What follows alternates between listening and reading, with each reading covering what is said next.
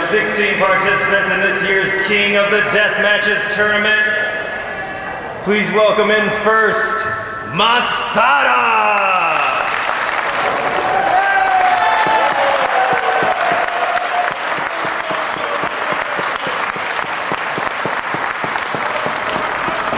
Participant just won ICW's Insane 8 tournament. Please welcome in Danny Havoc.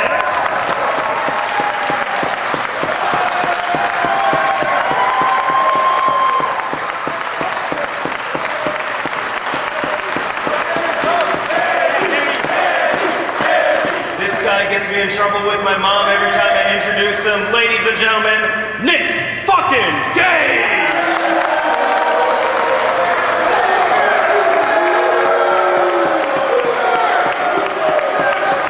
This next participant's got more than a few curb stomps in store for you this year. Please welcome in Tank!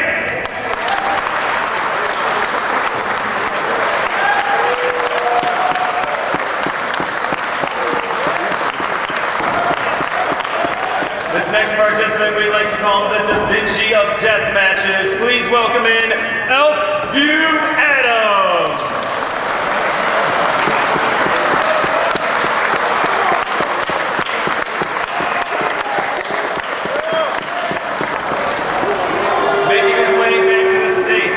The 2008 Masters of Payne winner, Thumbtack Jack.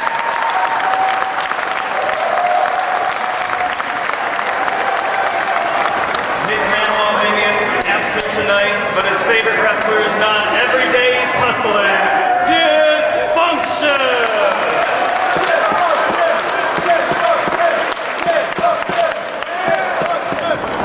Our next participant, he's not hanging with the half pints. Please welcome in Spider Nate Webb!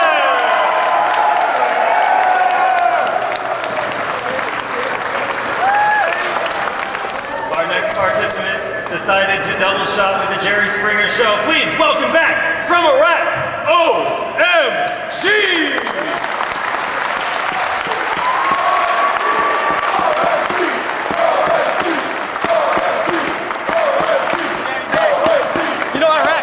I saw a guy get shot in the dick out there, crazy. One of our last minute replacements tonight, but definitely willing to do what it takes to win the King of the Deathmatches. Please welcome in Viper!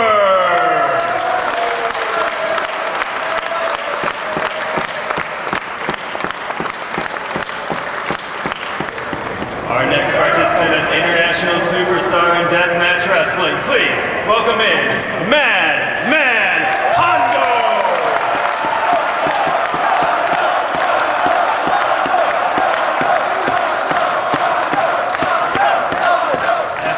Introductions is never too early to introduce the 2008 King of the Deathmatches, Devin Moore!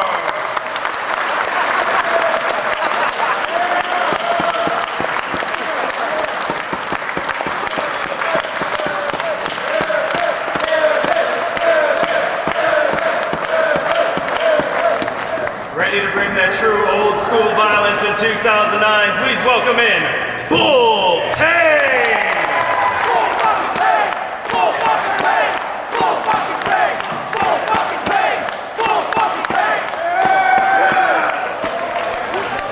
Participant is the pride of Omaha, Nebraska. Welcome in DJ Hyde.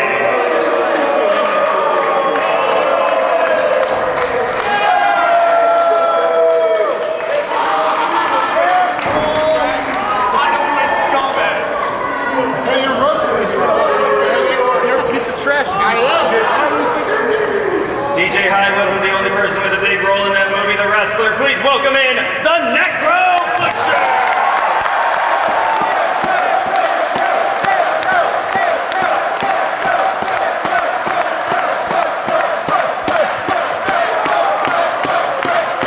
Our last participant, he's got a lot of accolades to mention, but we want to get out of here before midnight. Please welcome in Corporal Robinson!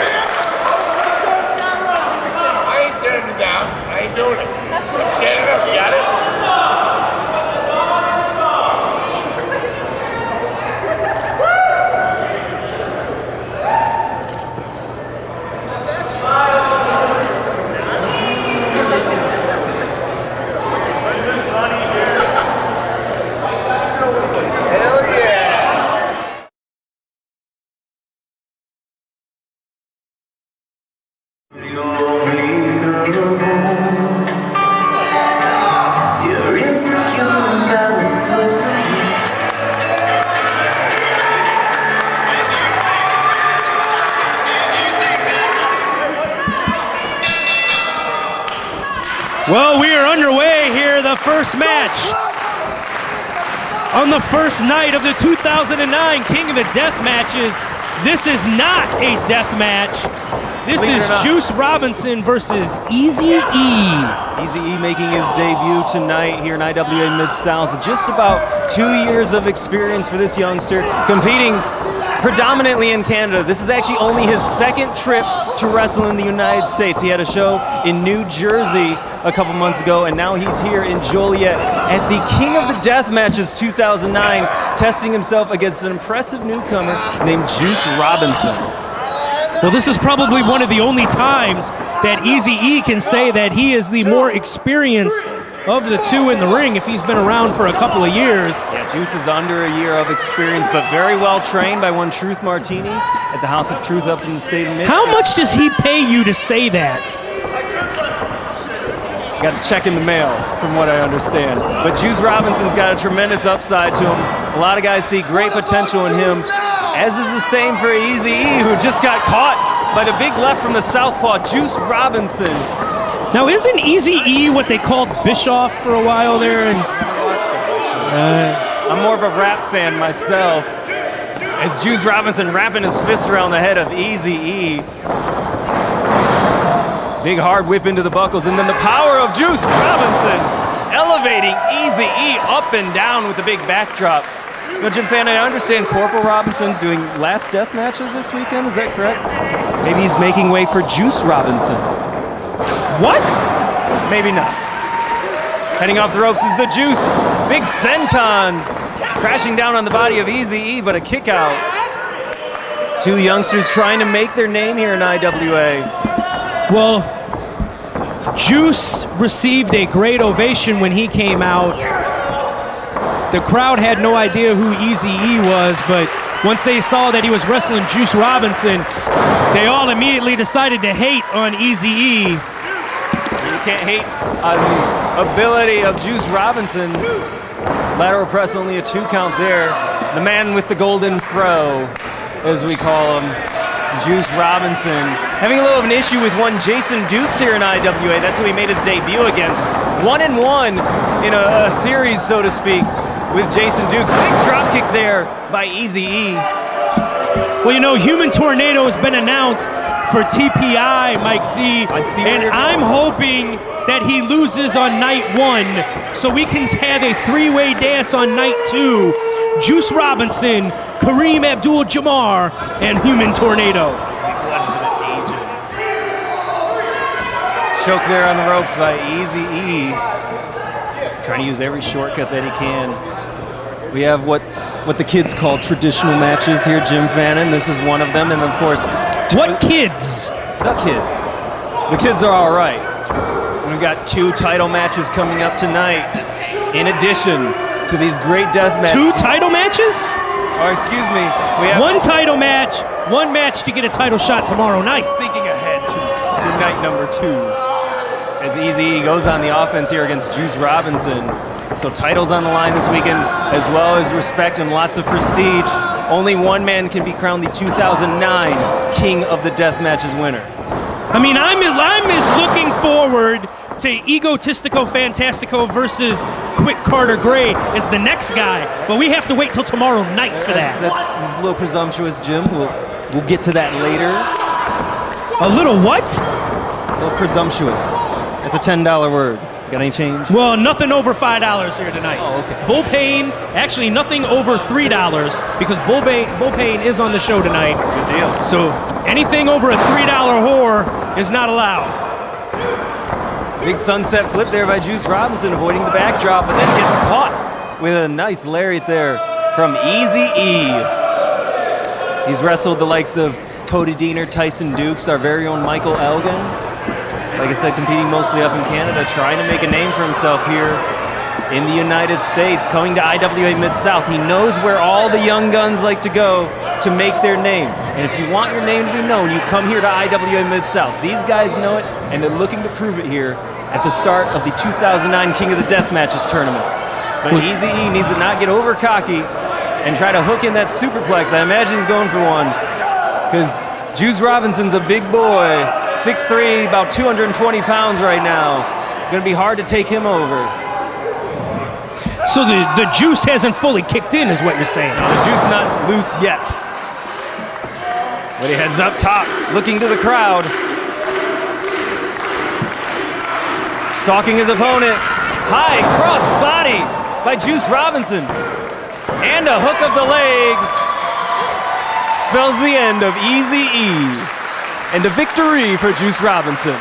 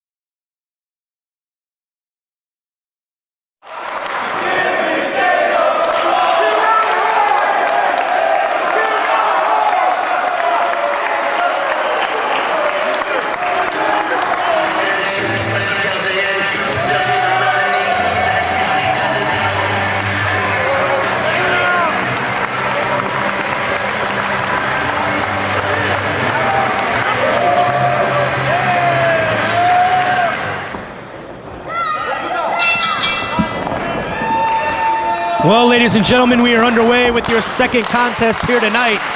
The winner of this match, Egotistico Fantastico, of course, will get a light heavyweight title shot tomorrow night against Quick Carter Gray, the current champion. I'm very looking forward to that matchup tomorrow night. Ego versus Quick is going to be a high-flying matchup. Mike Z, it's going to be a phenomenal light heavyweight encounter between two of the best high flyers out there today. Well, Jim, if Ego had his way there hitting the beach break on Jimmy Jacobs, that very well may be the case, but again, don't be too presumptuous about the outcome of this matchup, as it could go either way. Jimmy Jacobs, former IWA Mid-South World Light Heavyweight. We are well aware that Jimmy Jacobs can go either way, but Egotistico Fantastico is winning this matchup. Looking to go straight to the top with a victory here over the methodical Jimmy Jacobs on the offensive, on the outside. You got to give the brawling edge to Jimmy Jacobs, a guy who's spread so much blood and shed it with his opponents here at IWA. Pounding away on the floor and going on the offensive. Gritty, not pretty, is Jimmy Jacobs with a big elbow, connecting on Egotistico Fantastico, and Smart Mark Video capturing all the action and bringing it to you in your living room. You know, there's no way that Ego can lose this match, Mike Z. I saw him earlier today. I went up to him. I asked him if he wanted the advice from me on how he can get a guaranteed victory over Jimmy Jacobs, and he looked at me, and in Spanish he told me no, which everyone knows that since the Mexicans hate everything American, it's one of those opposite things, so no means yes. So I gave him a half-hour lecture on how to beat Jimmy Jacobs tonight. Ego is fine. Big spring over and a leg drop there by Egotistico Fantastico, about decapitating Jimmy Jacobs and knocking the breath out of his opponent. Don't get my hopes up. I heard decapitated Jimmy Jacobs. I did not hear the almost. Well, watch out for Ego. Get a little bounce there off the wall, building the momentum for the charge. And just a car wreck right out front here in the Hartman Rec Center. There's only one of these men can challenge Quick Carter Gray tomorrow night for that championship. Do you want to goal. see one more, Mike Z? Ego's wanting to know if everybody wants to see one more. I'm down for whatever. Just want to see, like anyone else. You want to see Ego versus Quick. Find out which guy is the better man here, which one is the top competitor, and worthy of a shot at the prestigious World Light Heavyweight Championship of IWA Mid-South. And Ego has a lot of drive and determination, charging up. And Ego flying, getting the adulation here of the crowd. Listen to the crowd, Mike Z. They want to see Ego win this just as badly as I do. But I heard the crowd at the beginning too when you commandeered the music booth tonight, demanding no music for Jimmy Jacobs tonight, but the ovation of Jacobs. What ovation? Happening. Cricket Crickets were chirping, Mike Z. Crickets were chirping. That was the most boring ring entrance of all time. By the way, Jim, they just counted in Spanish here in beautiful Joliet. Well, this is a highly Hispanic area, Mike Z. We are the minority, you know. Ego not giving Jacobs much room to breathe. Jacobs just fighting, trying to hold on to the top rope, but the greater power of Ego pulls him up. However, the smarts of Jimmy Jacobs captured him and brought him into the turnbuckle, turning the tide in the favor of Jimmy Jacobs. I think he had a handful of horn. Illegal maneuver. Illegal in IWA. Illegal, yes. This is not a death match. This is for a highly sought after title. There's rules. Jimmy Jacobs doing whatever it takes to get a victory tonight. Some of them hate him, some of them love him. Either way, you've got an opinion on Jimmy Jacobs, as he's now just grounded. Closed fists, Mike Z. He's grounded Egotistico Fantasco.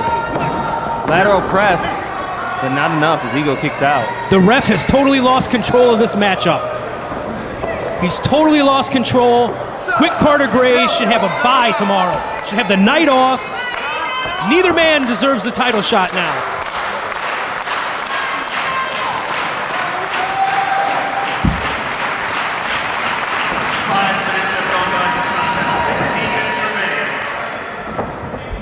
And you see the strategy here of Jimmy Jacobs, just trying to keep Egotistico grounded, trying to neutralize all those aerial offensive maneuvers, and that's something that he'll be looking to do tomorrow, if that's the case, Jim. I said if. He is the one wrestling Quick Carter Gray for that light heavyweight championship. Is your blood pressure in check today, Jim? Have you been to the doctors this week? I have not been to the doctor this week, but I do have an appointment for Monday. Hopefully there won't be a dire situation for you, Jim. We all know your issues with Jimmy Jacobs. The appointment is for Monday. The emergency room is on call for tomorrow night. I see. Jimmy Jacobs. You have to plan for the worst, Mike Z. So, worst case scenario, the emergency room knows I'm coming.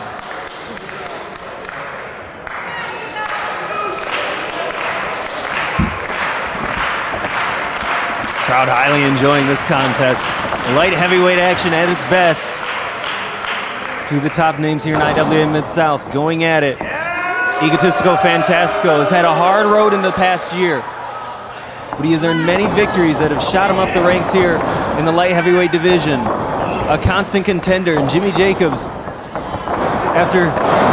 just leapfrogged there by Ego, missing the spear. See, I taught him that one in the half-hour conversation today. Nice leg lariat by Egotistico.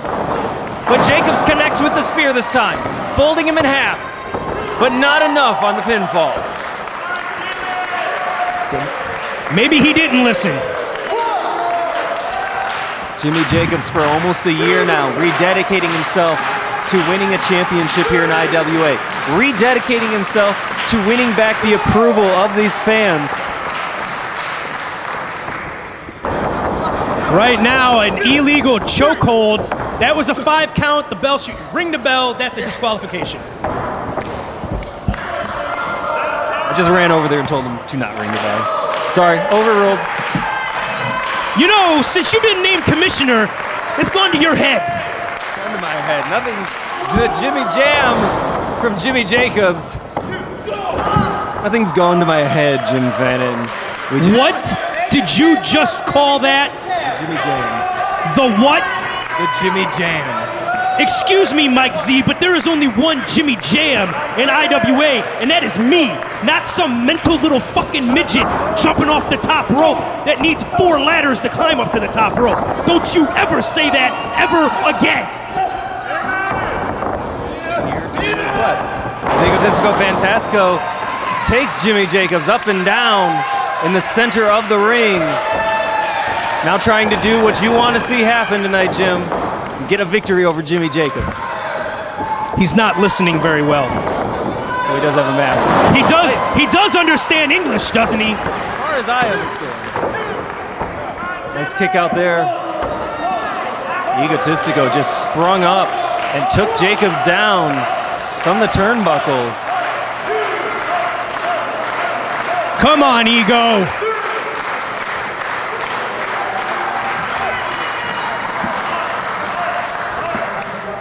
It would be such a shame for a guy to swim the Rio Grande, walk all the way to Joliet, Illinois, and then lose before he gets his title shot. Jacobs countering that beach break by Ego, locking in the end time, the submission maneuver, trying to choke the breath out of Ego. But the superior strength of Egotistico Fantastico proving to be a bit much, but Jacobs now going contra code, avoided by Ego. And now there he goes, locks it in the second way. Beach break there with the bridge. No! Jim Fannin, that's put away so many men before. But somehow tonight at the King of the Deathmatches, Jimmy Jacobs kicking out. Coin Jones is on the tape. He's on the tape. He is on the tape. That is a dirty ref. By God, I know dirty refs when I see them. I have greased a palm or two over the years. I mean, I've seen palms greased a time or two over the years. Coin Jones's hands are dirty. We'll be looking into that one, Jimmy. You need to, Commish. Trying for the taco pizza, but Jacobs avoids it. A double stomp to the lower back. And now going once again, contra code by Jimmy Jacobs, connects. Folds him down. No.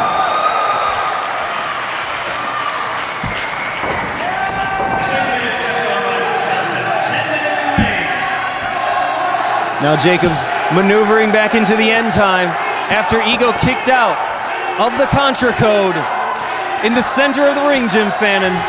That move is completely illegal in Mexico. Ego is not used to these rules. This was stacked against him. No, Ego is still in it.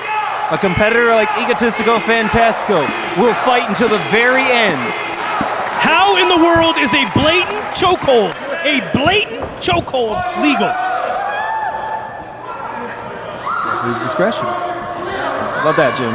The referee's discretion, the referee that has the greased palms, the referee that's on the take, it's up to his discretion? It's hearsay and nonsense, Jim Fannin.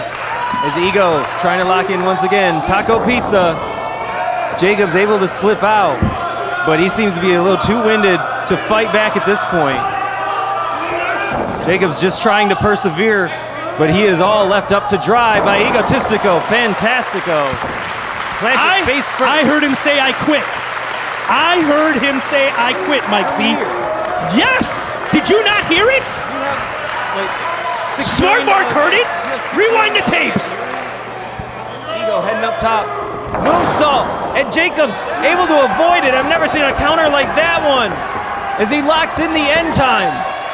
And could this be the prophetic ending for Ego's chances here at the IWA Mid-South World Light Heavyweight Championship? Get to the ropes! Jacobs cinching it in like never before. Legs wrapped around the body. And that will be it, Jim.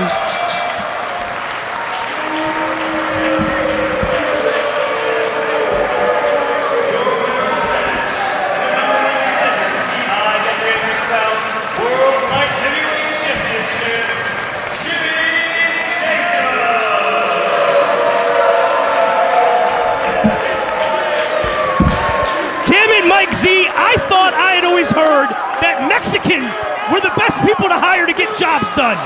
That they come cheap and they finish what they started. I've been lied to. Check his papers.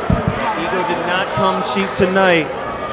A hard-fought victory for Jimmy Jacobs as Ego gave it his all. But now Jacobs, despite your wishes, Jim, will go on tomorrow night to face Quick Carter Gray for the IWA Mid-South World Light Heavyweight Championship.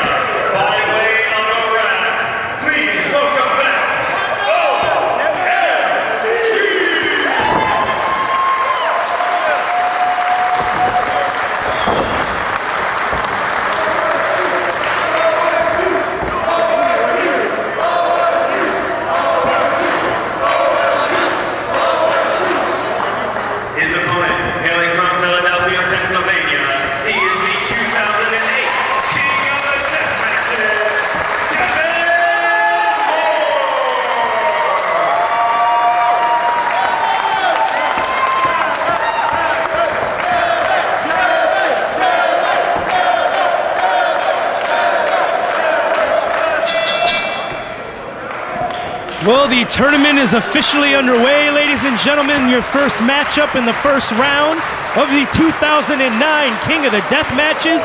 It is the returning military superstar, OMG, just got back from serving his country in Iraq. First match back in the States, back in a wrestling ring, and he wanted nothing more than to be in the King of the Deathmatches. His best friend, a fellow Naptown Dragon, Drake Younger, won a Pick Your Poison match, Mike Z. That's right, he did. And the poison that Drake Younger picked was putting his best friend into this tournament.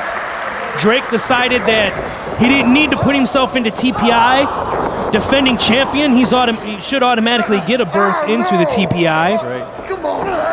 He's out of the country. He's wrestling in Germany. You know, it was a very selfless act there by Drake Younger, one of the nicest guys that you're ever going to meet that's going to knock you over the head with a steel chair or whatever it may be. And he's doing a favor here to his friend OMG, making a big return here to the United States.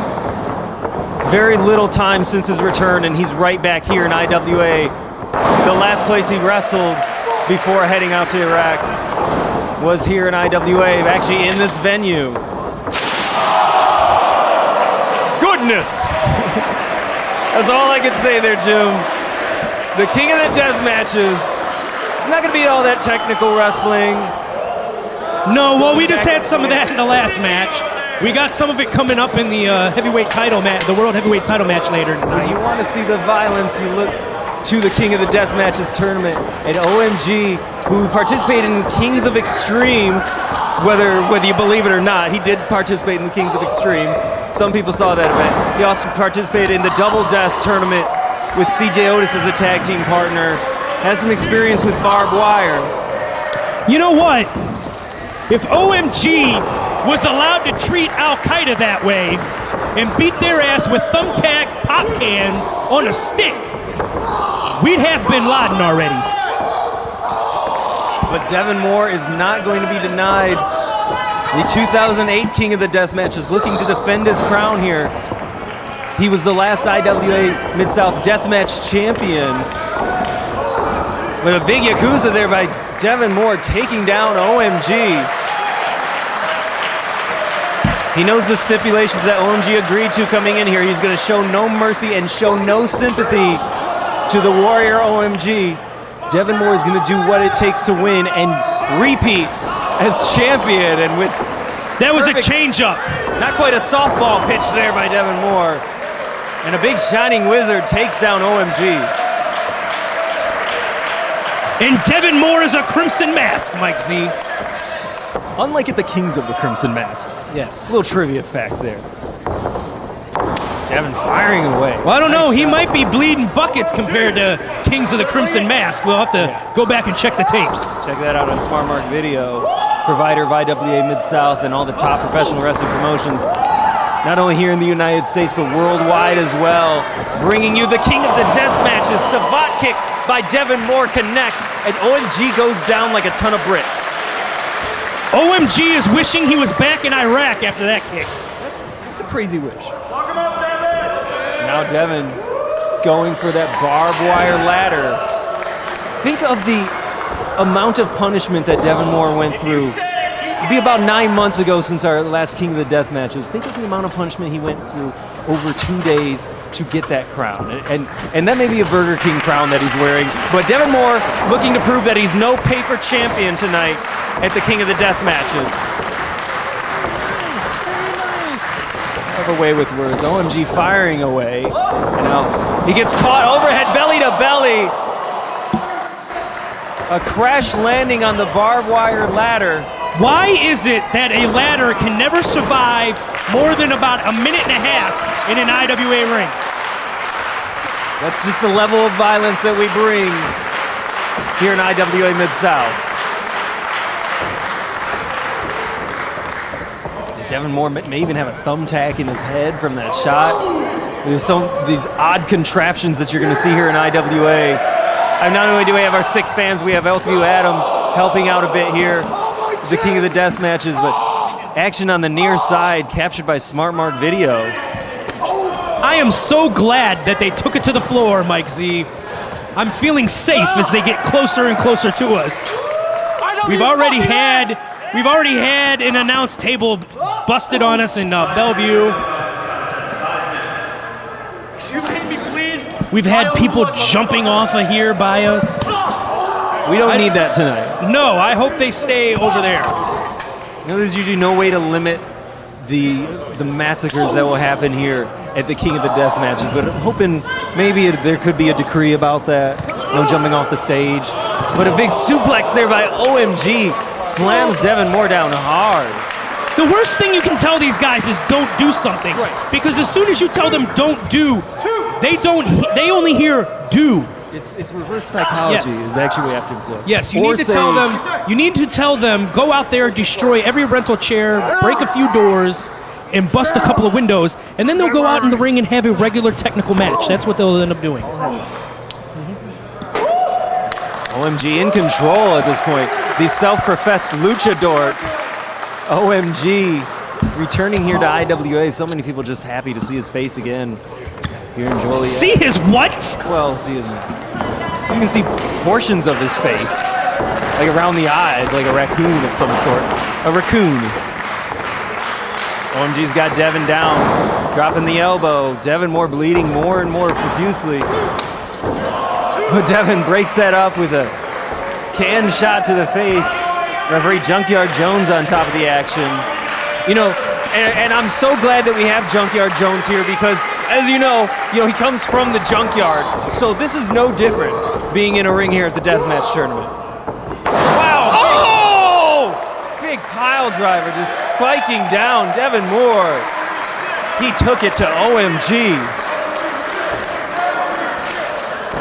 Is that any way to treat a returning war hero?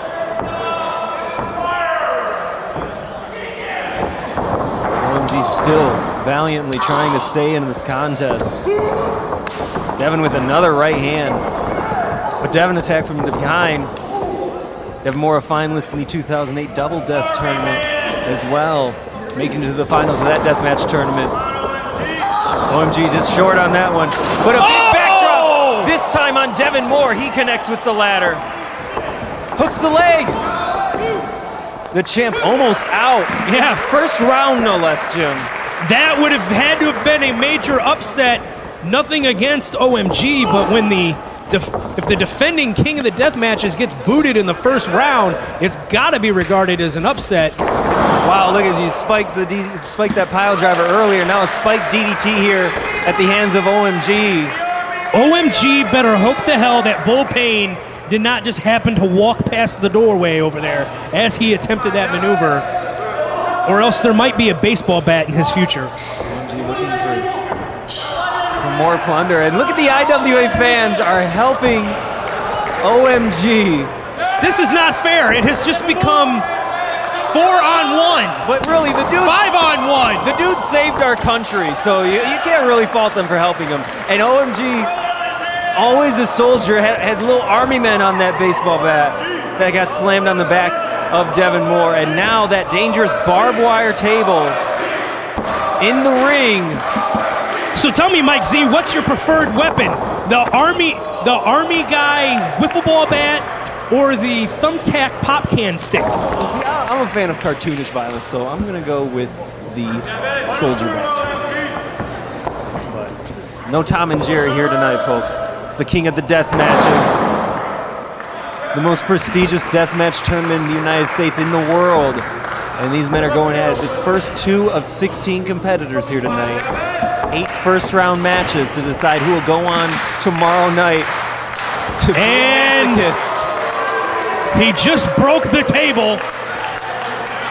Well, I think that would be his intent anyway, so. He broke it.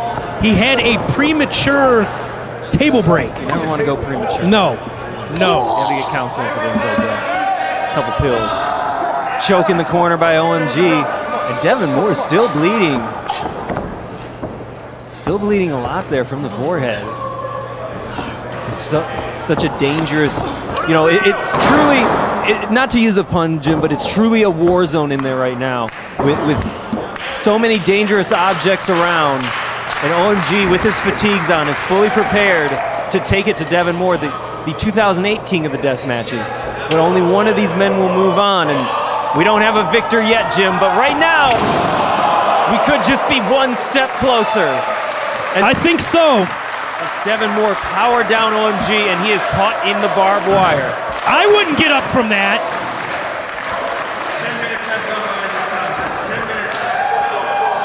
I definitely would not get up after that. It's a place OMG has been before, competing in those barbed wire massacre matches. But today, a new day, and OMG might be a little bit smarter, just a little bit tougher after his return here to the United States. He cannot get himself free from the barbed wire, though. Another super kick there by Devin Moore. Right to the masked man, the hardcore luchador, OMG. Just hung out to dry on the ropes. He's probably bleeding like a stuck pig like most of the guys. Now, damn it, he just got out of that. But no mercy shown by Devin Moore. And look at the pain on his face. Well, he's in the barbed wire, too. Devin Moore sacrificing his body to get ahead here. I think he should have went for the cover after the second super kick.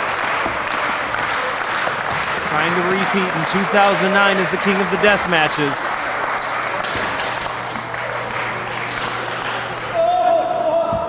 Devin Moore going for the second table and gonna get some help again, I believe. Who knows what kind of plan that Devin Moore has in store. Or the guy took Danny Havoc off the top of how high was that scaffold last year, Jim? 15 feet. A 15-foot scaffold onto tables and a table and light tubes and barbed wire and so many dangerous things. What could he have in store this year as Devin Moore mocking OMG right after castration here in the middle of the ring?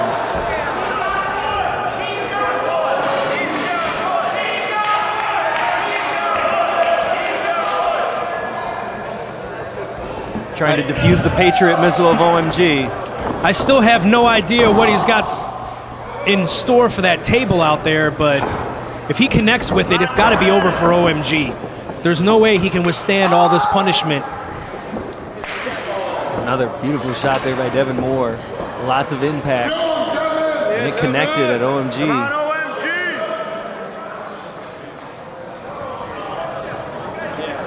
Now they're headed to the top and the fans starting to Well, scurry. Smart Mark's right in there. We're not going to be able to see this very well. But thanks to Smart Mark Video, the people watching at home are going to be able to get a close-up of this. Jam-packed here in the Hartman Rec Center in Joliet. On a March 6th night, Devin Moore seemingly a little short there, Jim. Holy shit! Yeah, that table flipped. Connected with the table and the barbed wire, but connecting with the floor as well. As OMG double stomps down. OMG! OMG! Junkyard counts the pin.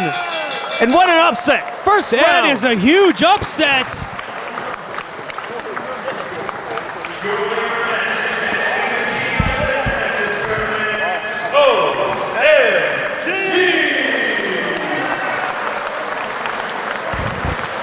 Jim, we mentioned it as a possibility, but really, who would have thought that Devin Moore, first round, the 2008 King of the Death Matches, would lose here in his attempt to repeat?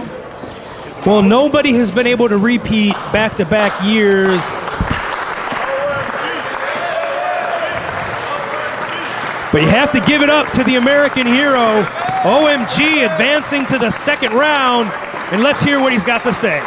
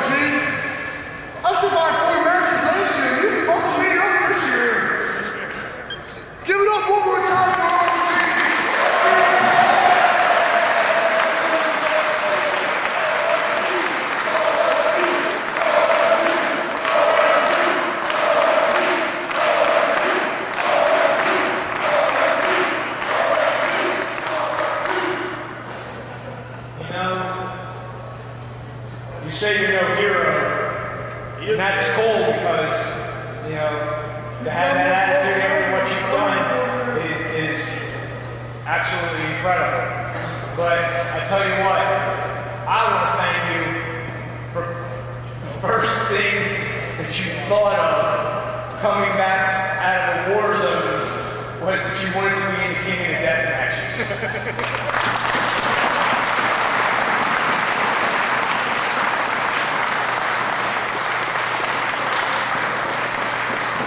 Thanks for coming back home safely to us. Thank you. Thank you.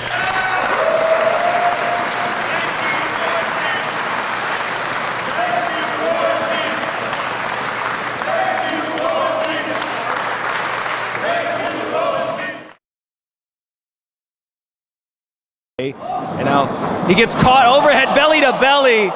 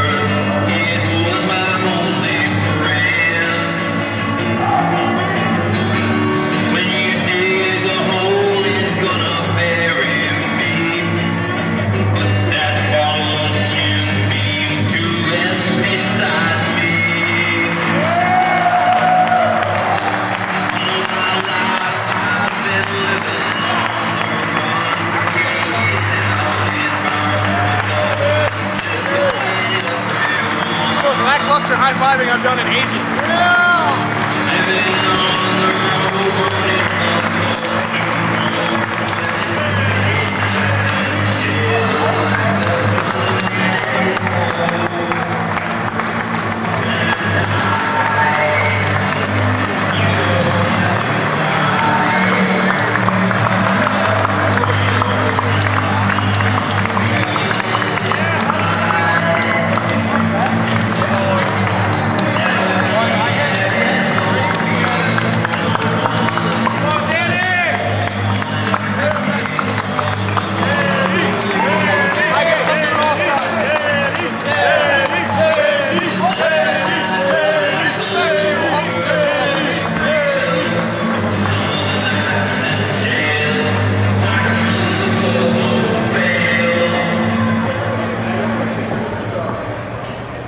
This is an opening round matchup in the 2009 King of the Deathmatches tournament, scheduled for one fall. It is barefoot, thumbtacks, and more.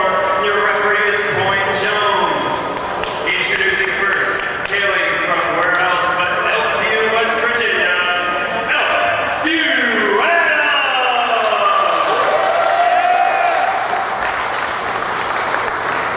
His opponent, hailing from Cylinder, Iowa, Danny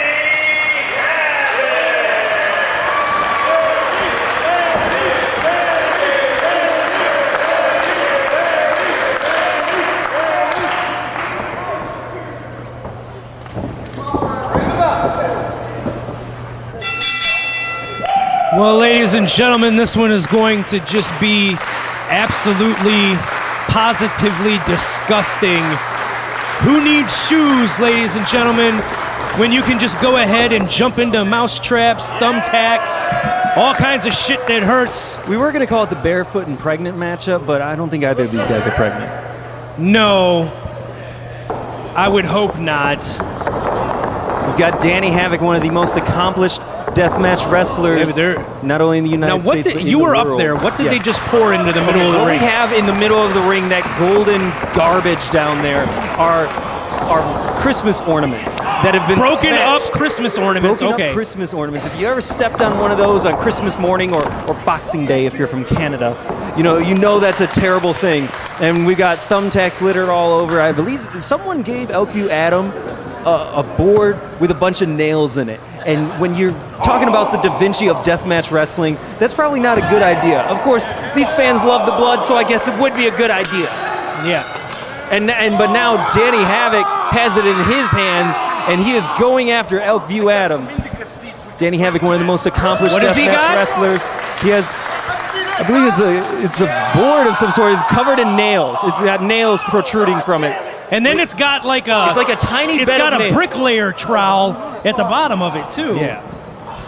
But Danny Havoc competing in so many deathmatch tournaments and matches themselves. He was a finalist last year in the 2008 King of the Death Matches, a semifinalist in the Double Death tournament. We saw Elkview Adam doing a very impressive appearance in the Double Death tournament last year as well. And Elkview Adam competing almost maybe exclusively in death matches as well. He said this is about his 5th or 6th barefoot matchup, so he is versed in this field. But when you're in there against a competitor like Danny Havoc, you can never truly be prepared for what's in store for you. No, Danny Havoc, I would say that this is a matchup between perhaps like the future of hardcore wrestling, but Danny Havoc is the present. I mean, he's won some deathmatch tournaments. He's had very good performances here in IWA Mid-South and our deathmatch tournaments. So you can't really say that he's the future because he's the present, but Elkview Adam's definitely the future of this kind of wrestling. He's just got this sick, twisted mindset. He's the perfect kid for something like this because he just doesn't care. And he comes up with Danny Havoc going feet first into those broken ornaments. Elkview Adam with a message there to Smart Mark Video. And Jim, if you want to have a battle of semantics, maybe just to please some people, we'll say it's Danny Havoc, the future of deathmatch wrestling, versus the future of deathmatch wrestling. Okay, we can go that way. We can go that way. Either way, these guys are going to do whatever it takes, and they're going to do some sick, masochistic things tonight. And tomorrow as well. I refuse to go outside barefooted because I don't want to step on a pebble. I don't want to step on hot pavement. I don't want to get my feet dirty walking through the grass. You're a man of class. And these guys are just running nonchalantly, willy-nilly through. Oh God! Taken down. I believe we've got mousetraps down there as well. It's just so many dangerous things in this environment, all at ringside and within the ring as well, and all scattered along the walls. It's not a safe place to be tonight, Jim.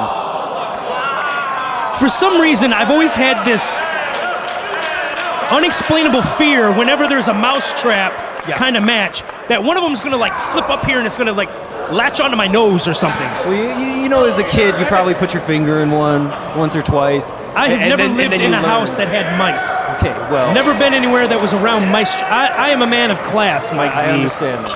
None of us all live in the lap of luxury like yourself, Jim, but we usually learn after the first time there, don't put your finger in the mousetrap, and Danny Havoc just went down barefoot on those mousetraps, and now they're brought into the ring, And let's see what Elkview Adam has in store for Danny Havoc. Oh, a big jumping savate kick there.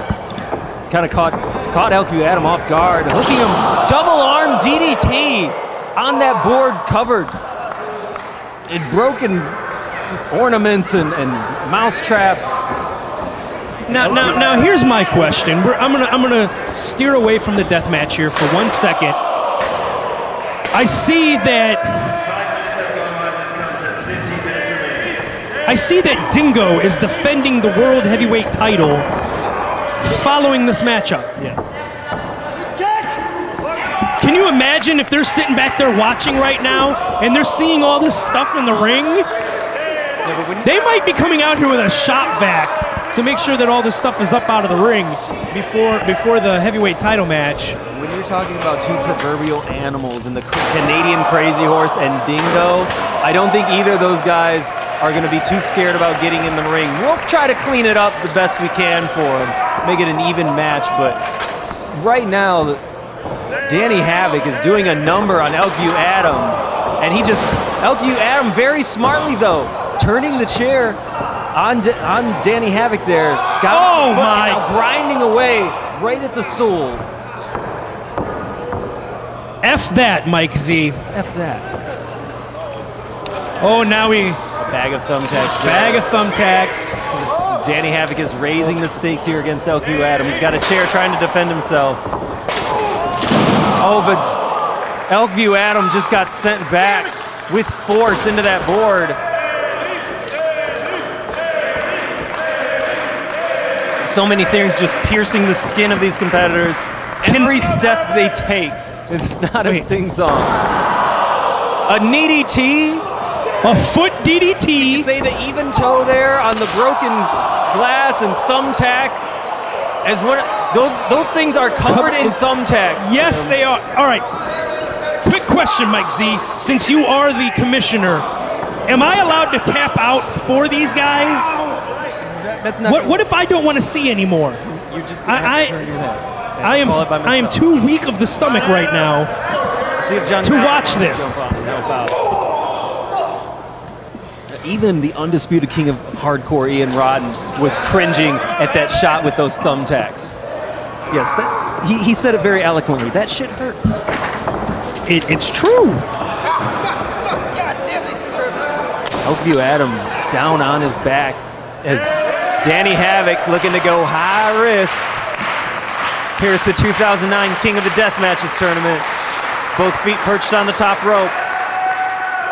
Moonsault, but no connection with Elkview Adam at least. Are we going to see back-to-back upsets, Mike Z? It very well could be the case as EA double underhook there on Danny Havoc. Slamming down on the head. Elkview Adam really. And look at it. You got to like tiptoe through the ring right now. Elkview Adam is looking to make an impression here against Danny Havoc, who just mere weeks ago, Jim, competed for ICW up in Wisconsin and won the Insane 8 tournament. Survived a 4-way death match and then competed against, of all people, Troy Walters, who also survived his own 4-way death match. That is like the world's largest fly swatter covered in thumbtacks. That's the best way to describe something like that. And they have just pummeled each other with that thing. Winner of the 2009 Insane 8 trying to hoist up Elkview Adam. Well, Elkview Adams got some size advantage on Danny Havoc. Big chops And now, to the chest. I heard him say he was going to use this to chop. Chopping? Spade? It's He chopped him with a spade? It's a trowel for like the bricklayers with working with the cement to put the bricks together.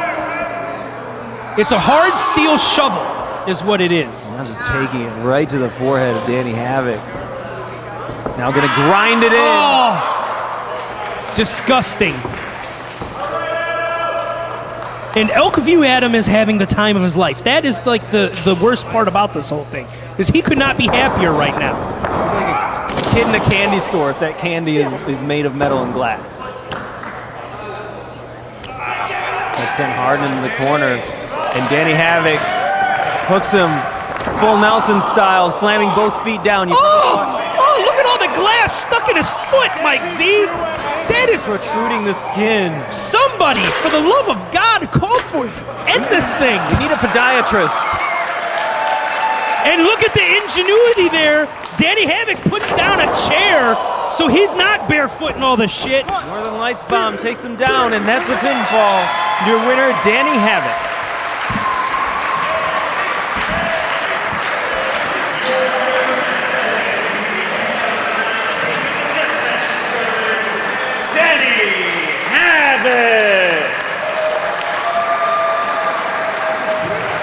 In just under 10 minutes, Danny Havoc one step closer to moving to the finals of the Deathmatch tournament. This year, 2009, could be the year for a solo Deathmatch victory for Danny Havoc.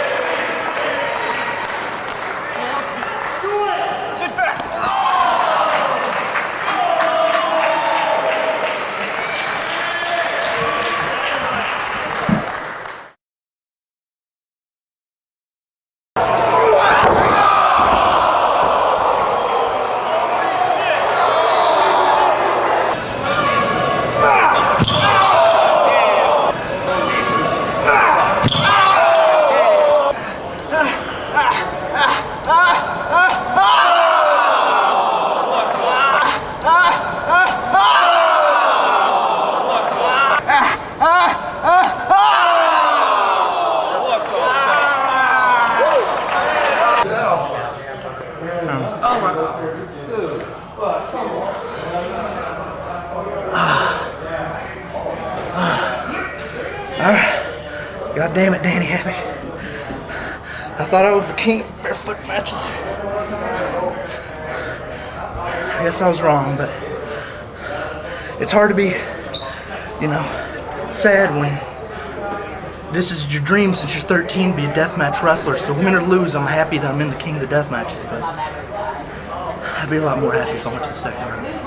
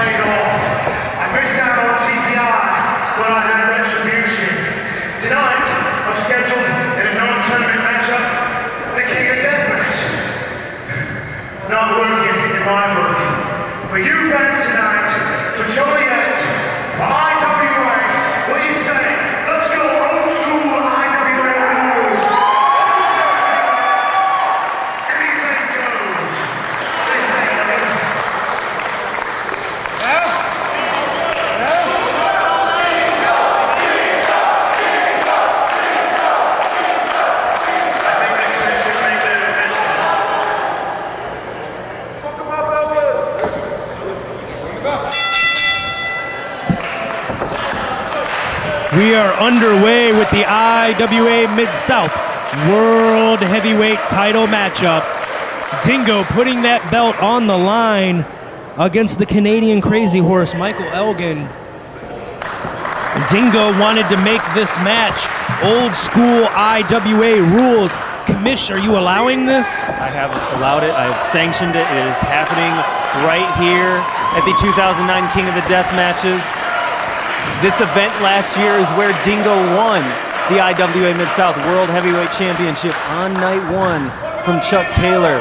We're not quite a year to the date as it has moved up a couple months here, but Dingo has been a defending champion since June of last year, going against so many different top-notch competitors. But someone he has not competed against here in IWA is Michael Elgin. There were two instances where Dingo was supposed to defend that championship against Elgin.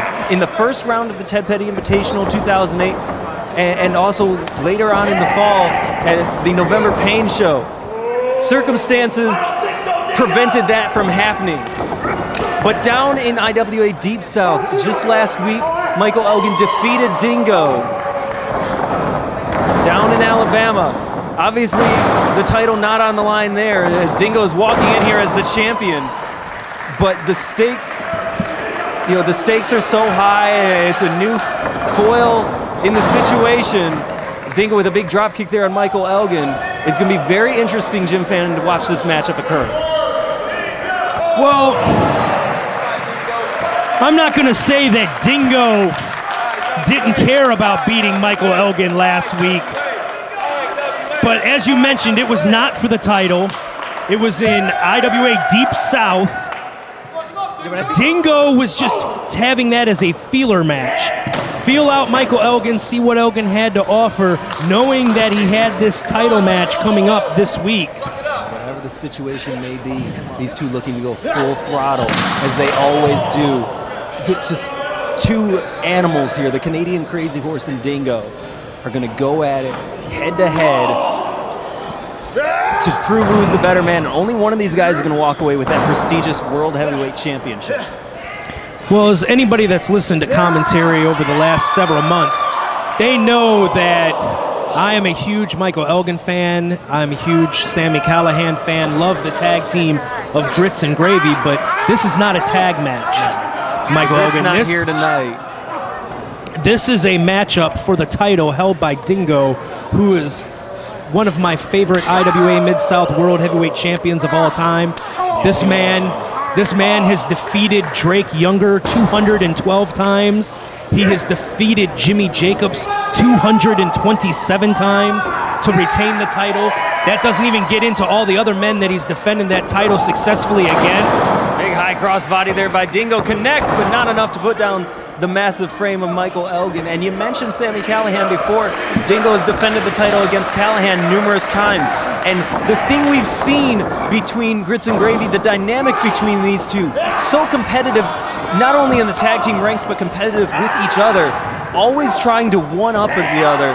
And for Michael Elgin tonight is not only his chance to prove to so many people that he deserves to be champion, but he's going to prove it to his tag team partner as well, as he hoists up Dingo and just breaks him in half. It's hard to judge as to who the old school rules, anything goes stipulations on this matchup helps the most. It gives Michael Elgin a wider range of repertoire to use to wrest that title away from Dingo. But we saw Dingo in some hellacious wars in the past. He had dog collar matches. He's ripped the face off of Jason Strife with the turnbuckle hook. He's done a lot of damage in his matches. But Michael Elgin was in double death.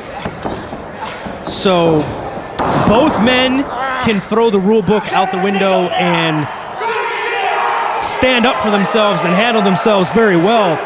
So it still has to go back to the fact that the advantage goes to the champion, but when you can't get yourself counted out and you can't get yourself disqualified, that wipes that out of the books, Michael Z. Michael Elgin it's been a long road coming for him to get a shot at the IWA World Heavyweight Championship. Suffering a knee injury a couple years ago, had to have some surgery on that. Came back much sooner than anticipated, just to compete here in IWA and once again continue his quest to be the World Heavyweight Champion.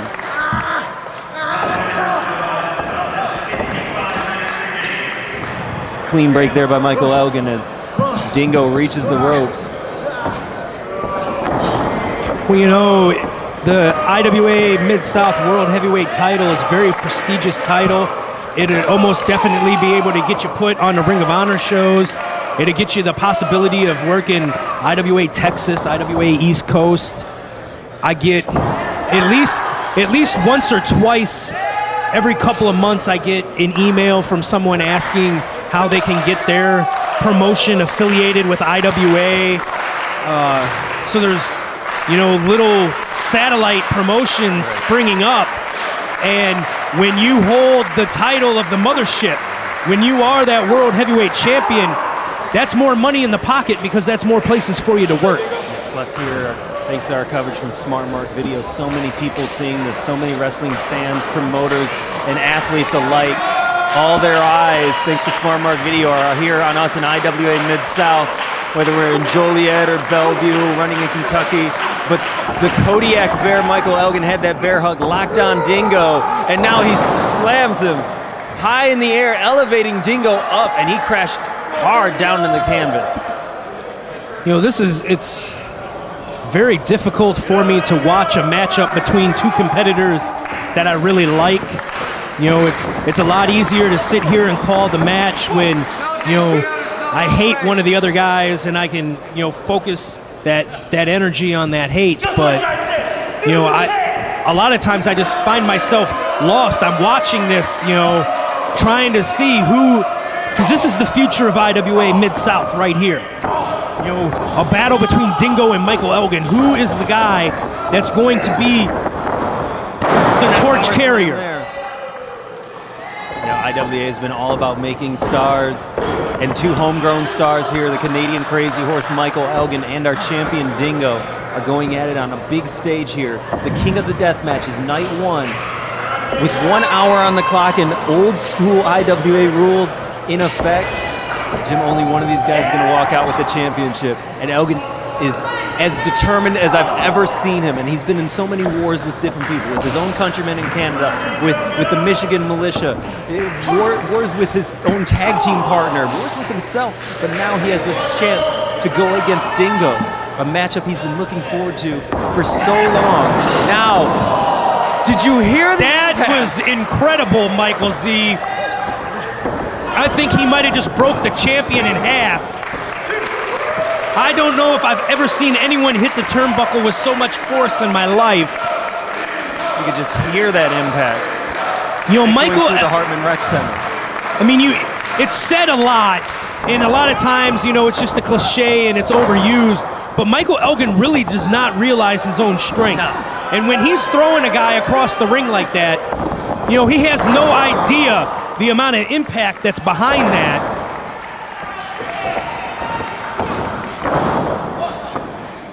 Only a 2 count there. Dingo is going to have his hands full if he wants to retain that title here tonight, Mike Z. And wheelbarrow there by Michael Elgin. Wait a minute. Slam. What just came into the ring? I believe that's the sound of a chain, Jim Fannin. What? A chain being brought into this contest. You know, with old school IWA rules, meaning no rules, pretty much these guys can do whatever it takes, and maybe that's a premeditated plan there by these competitors. Well, Dingo did pick up that chain, and he put it back into his tights. Dingo did make the challenge. And he did make the challenge for anything goes, so... And you can hear the chain clink around as Dingo rolls on the canvas.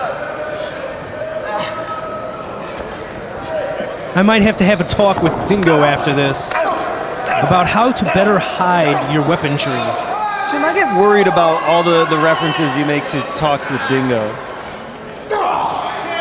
Why would that upset you or scare you? Your mind is pretty much second to none when it comes to the diabolical things done here in IWA. And we got a fighting champion in Dingo. And, you know, I don't want to say It's going to tarnish the reputation of our champion, but some other people might say it. Just passing the word from the street. Well, you know what? Those people can bite a big one, Mike Z, because the object is to win. The object is to be the champion. We already talked about the spoils that goes along with being the champion. And if it takes hitting a guy in the face with a chain, if it takes putting your feet on the ropes, if it takes hooking the tights, well, that's just, so be it. That's what it takes, you know? And in the record book, there's no asterisk that's going to go by. It's just going to say Dingo defeated whoever. And, you know, this is anything goes. So there's no problems with having weapons in there. Dingo trying for the powerbomb there, sunset flip style on Michael Elgin. But watch out for the powerhouse. The guy's so agile as well. Heads up top, but gets caught with a drop kick to the midsection.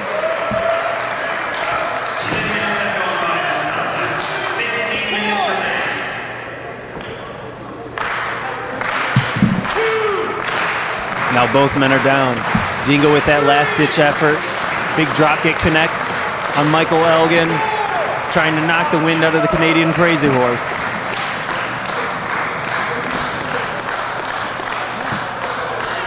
All right, here's a suggestion. Since I like both these guys, how about you just declare it a draw right now, and they split the title. One show Dingo gets to defend it, one show Elgin gets to defend it. I don't think that's what people paid to see. We want clear-cut winners and losers here in IWA. It's what we've been getting for 12-plus years now. But Dingo's smart enough to avoid that one. Connects with a big back elbow on Elgin. Heads up top. Hurricane Rana takes down the big man. And the champion is on a roll at this point. Bandera down to the outside. Connects once again. Just one step ahead of Elgin at every point is Dingo. Now the champ heads up top. Blockbuster. Neckbreaker on Michael Elgin. Elgin just with his shoulder up. That was very close to a 3 count, Mike Z. And no one is a better student of his opponent than Dingo. You say how Dingo is one step ahead of Michael Elgin. That's because Dingo has seen every Michael Elgin match. And as I told you, that match last week in IWA Deep South, that was a feel-out match. That was I'm going to get his tendencies. I'm going to find out what he's all about. I'm going to find out what he likes to do. And here tonight, he's been one step ahead, as you pointed out, because of the studying that he does, because of the way that he approached that match last week. Michael Elgin may have won that match, but that was non-title. You know, tonight's all the money's on the line. The title's on the line. A swinging neckbreaker there by the challenger, Michael Elgin, as both men have ascended the buckles once again. And as you said, Jim, the title on the line here tonight.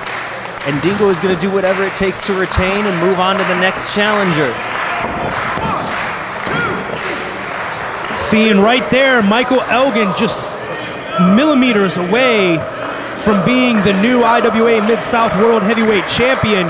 He was not able to get a great cover out of that pinfall attempt because Dingo has had the upper hand for so long in this match. The wear and tear on Michael Elgin's body kept him from being able to hook the leg there on that pinfall attempt. Right now, Elgin needs to slow this match up. He needs to clamp on a headlock. He needs to put on a chin lock. He needs to put on some kind of a chokehold. He needs to do something to where he's putting a little bit of pressure on Dingo, putting his weight on Dingo, and making Dingo have to fight to get out of something while he tries to catch his breath. How about that move there from Elgin? He caught Dingo from behind, like a choke slam from behind, slamming him face first into the buckle, then going for that Canadian stampede, but Dingo avoided it, dropped him down, and this match is right back to an even keel once again. 15 minutes. About 15 minutes so far gone by in this 1 hour time limit matchup. Dingo giving the universal sign for this thing's about to be over. Dingo's won a lot of matches with moonsaults. Michael Elgin heads up top, and now Dingo crotched. Thanks to Elgin connecting with the ropes. Maybe not the most noble move by Elgin, but a smart one nonetheless. Challenger has to do what it takes to win. When your back's against the wall, Mike Z, you have to do whatever it takes. You have to do whatever it takes when you got your back against the wall, and this is for the title. And if it takes running into the ropes to crotch your opponent, the champion, in order to get the victory, then that's what you have to do. The third time these guys headed up to the top rope, jockeying for position once again. But the superior power of Michael Elgin may prove to be the factor here as he hooked him and hooking his own legs to do a release German suplex. Dingo just quivering in pain. Folded up press for the count. Not enough. I thought he might have gotten a stinger there. I thought maybe he might have lost some feeling in his legs, in his back. It might have restricted his mobility. Maybe that was why the legs remained up in the air like they did. But Dingo's struggling to get to his feet. But again, Elgin's now got the championship. Elgin has the title belt. Winding up, Dingo avoids it. Enziguri to the back of the head. And now the title prone in the middle of the ring. Elgin blocking the whip. Goes into the corner face first. And Dingo hooks him up. DDT. Right down on the championship. No, not enough. Only a 2 count. The challenger proving to be so resilient. And Michael Elgin brought that title belt into the ring, and it ended up getting used against him. Dingo with the championship in his hands, something that he's held for about 9 months now. Dingo's gonna put that belt on. He might be going for a moonsault, Mike Z. But Elgin hooks him from behind once again. Dingo back elbow. As the championship, another shot to the face there. And Dingo signaling for his patented moonsault. No, could be something different here. Well, that didn't work for him too. Oh! Diving headbutt, but Elgin with the presence of mind to hold up the title, and it connected with the face of Dingo. We might have a new champion. Oh, he reaches the ropes. The best laid plans being countered here by Michael Elgin, but Dingo with his foot on the bottom ropes means he will continue on in this matchup. Elgin can't believe that was not a 3 count. Dingo kicks the title belt out of the way. Elgin, Michael, here at the King of the Deathmatches. What is Michael Elgin looking for under that ring? Looking to pull out a weapon of his own, but you hear that Dingo has the chain on the far side. Elgin with 2 chairs. I don't think Elgin knows about the chain. Elgin has just been taking so much punishment so far, and the guy is so headstrong, just always looking forward, may not even pay attention to what's going on with the champion.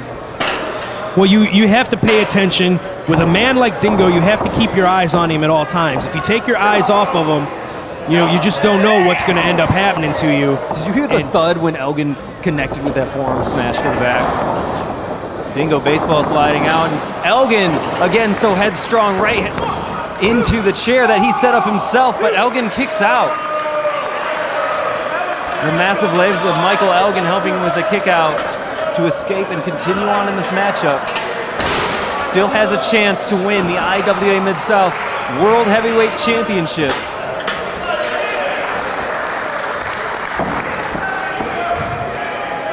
Dingo set up a chair. I think Elgin might have knocked himself out, though, when he went head first into that chair. He's very, very slow making his way to his feet. Elgin not knowing where he's at. Dingo heads up top, but Elgin, he's got him on the shoulders. Drop down, Death Valley driver onto the chair. That chair's no good anymore, Jim. I don't think it was really all that good to begin with, but again, slow cover by Elgin. Feeling the championship in his grasp, but now feeling it slip away. Michael Elgin, not quite enough to put down Dingo. Dingo's title's in severe jeopardy right now.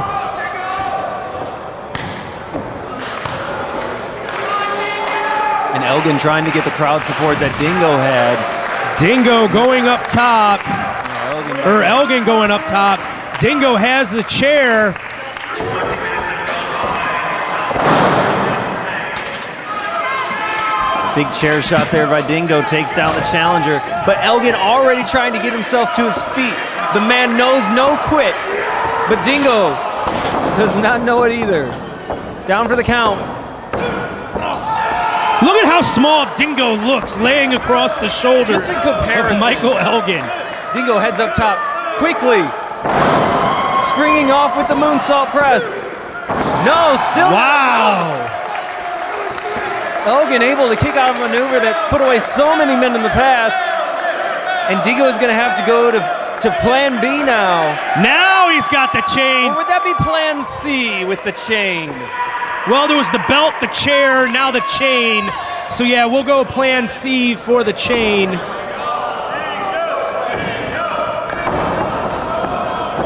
Duck underneath by Elgin. The German suplex. And look at that, Jim. He's got the fingers locked going now for a second one.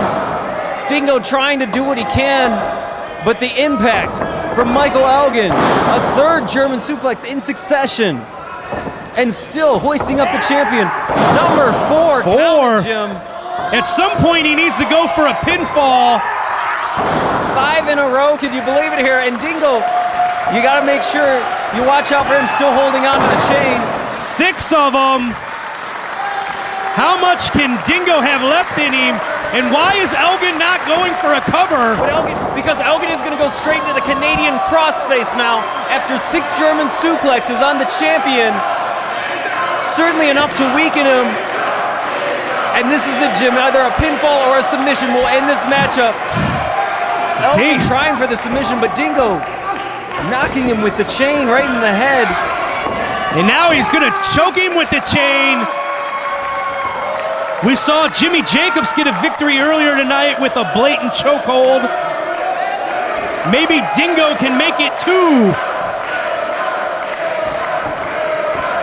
Michael Elgin needs to do what he can to make sure the lights don't go out on his shot here at the championship, but Dingo with the precision headbutt, and now just latching on, using all of his body to take down the massive Michael Elgin. And that's it!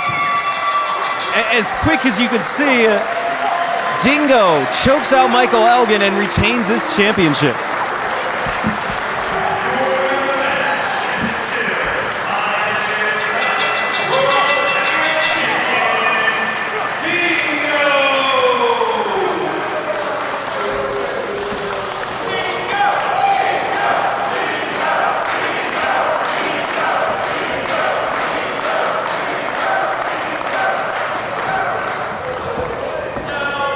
Jim, what we came in thinking may be a straight-up, intensely physical but technical contest between these two, going old school IWA, providing Dingo with the win. And in 2009, he is victorious once again here at the King of the Deathmatches, walking out as the IWA Mid-South World Heavyweight Champion. What now?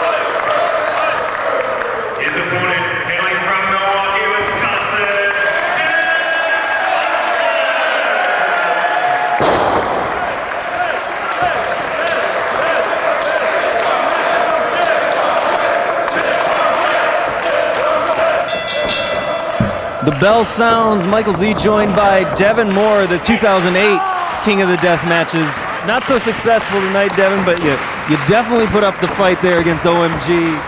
And now it's your time to sit back and watch the carnage unfold on other unlucky souls. Yeah, it really sucks for these guys. I mean, we got barbed wire, canvas, with light bulbs. It's already come into effect, too. And we got Viper in his second King of the Deathmatch appearance against the virtual IWA Mid-South King of the Deathmatch veteran in Dysfunction, who I've had the pleasure of being in the ring with. 2000 TPI by SmartyWorkVideo.com. Cheap plug. It's a new year here in 2009, and these two competing in this match. And we got barbed wire strands all strung along the canvas there, and light tubes as well. Not light tubes. We have light bulbs. You know, light tubes. I think light tubes suck. Light tubes suck. Light bulbs freaking suck. Ooh, they're so hard, hurt. and they're so much harder to break. And they're little, and the glass breaks is tinier. And it's very possible that you can get a deep cut, not just a cut, but a chunk of your skin taken out by one of those light bulbs. And not even them light bulbs, Mike. See, look at the barbed wire around the canvas too. That does its own little number on you. Trust me, I have a couple holes in my back right now. And it almost looked like Dysfunction's wrist got dragged across that barbed wire. Ooh. And yeah, that's not going to be a good thing. He's got a laceration there on his arm right now. The deadly Viper taking it to Dysfunction. Ooh. Front face slammed down onto the barbed wire. And that does not feel good, Mike Z. From experience, I can tell you, that really sucks. And this, I'm very surprised, is on the receiving end some good punishment from Viper. I honestly expected this to be a total opposite way. Well, if anyone is able to withstand that much punishment and continue on in a tournament stiff kick to atmosphere, the side of the head. It is Dysfunction with that big roundhouse kick there on Viper, and now trying. And here's the thing, even if that bulb doesn't break, that hurts. Oh! There it broke, though. That hurt. That bulb just thudding down on the head of Viper so many times, and then finally breaking. This stomps one because I think this is going to go start carving the head of Viper there. You can call him the Butcher now, Dysfunction, grinding away at Viper. We have enough Viper. butchers here in IWA. We don't need another one. Viper feeling the pain from Dysfunction, a former light heavyweight champion here in IWA. 2003 King of the Deathmatch. Viper held on though, so to speak. And now springing off the ropes, taking down Viper. He's Nick Manoir's favorite wrestler. Dysfunction in the house tonight. This is going to take flight. He's ready to run across all that barbed wire. And he's lucky he didn't trip. He was lucky he didn't trip on those barbed wire strands. He's very lucky. Or slip on one of those light bulbs. But Dysfunction with the presence of mind to unleash that offense on Viper and just rolled him in. And Viper, you know, you're so used to the canvas just being the canvas. But as Viper rolled in there, he came across so many strands of barbed wire. And now fear brought in the equation.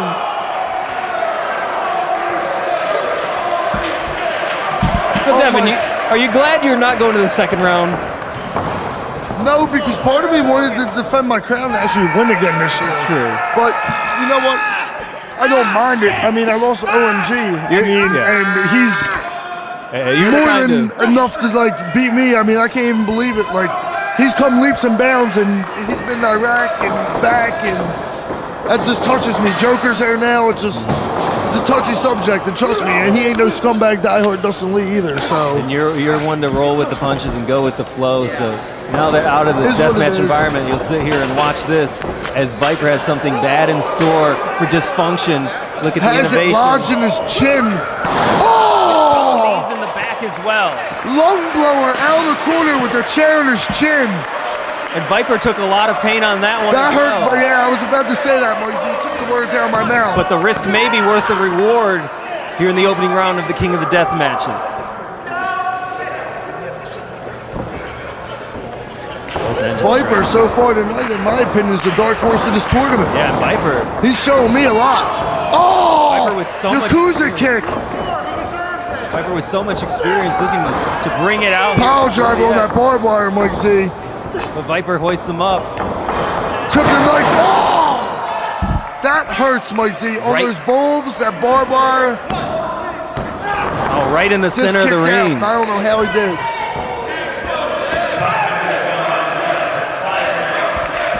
As the crowd gets behind Dysfunction, one of their favorites as well. 5 minutes, Mike Z. It seems like it's been 10. Yeah. So much action tonight. And the tail all across the faces and bodies of these two tells it all.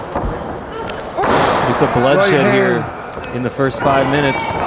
Trying to hoist him up for that That was a choke low bomb. blow, which is legal. It's king of the death matches. And now Dysfunction heads off. Ooh! A running punch to the face. Trying to just knock out Viper.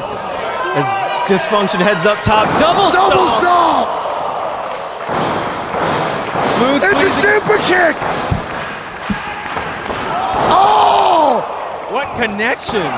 Mine's better still. But that one enough for Dysfunction to advance in the King of the Death Matches 2009. Mine's better.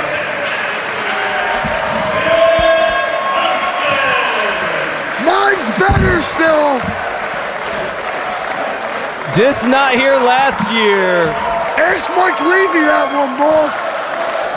but a semifinalist in the 2008 Double Death Tournament. Dysfunction moving on now to the second round. He will move on to night 2, and who knows what horrors are in store for him here in the King of the Death Matches. But let's give it up for Viper. A standout performance.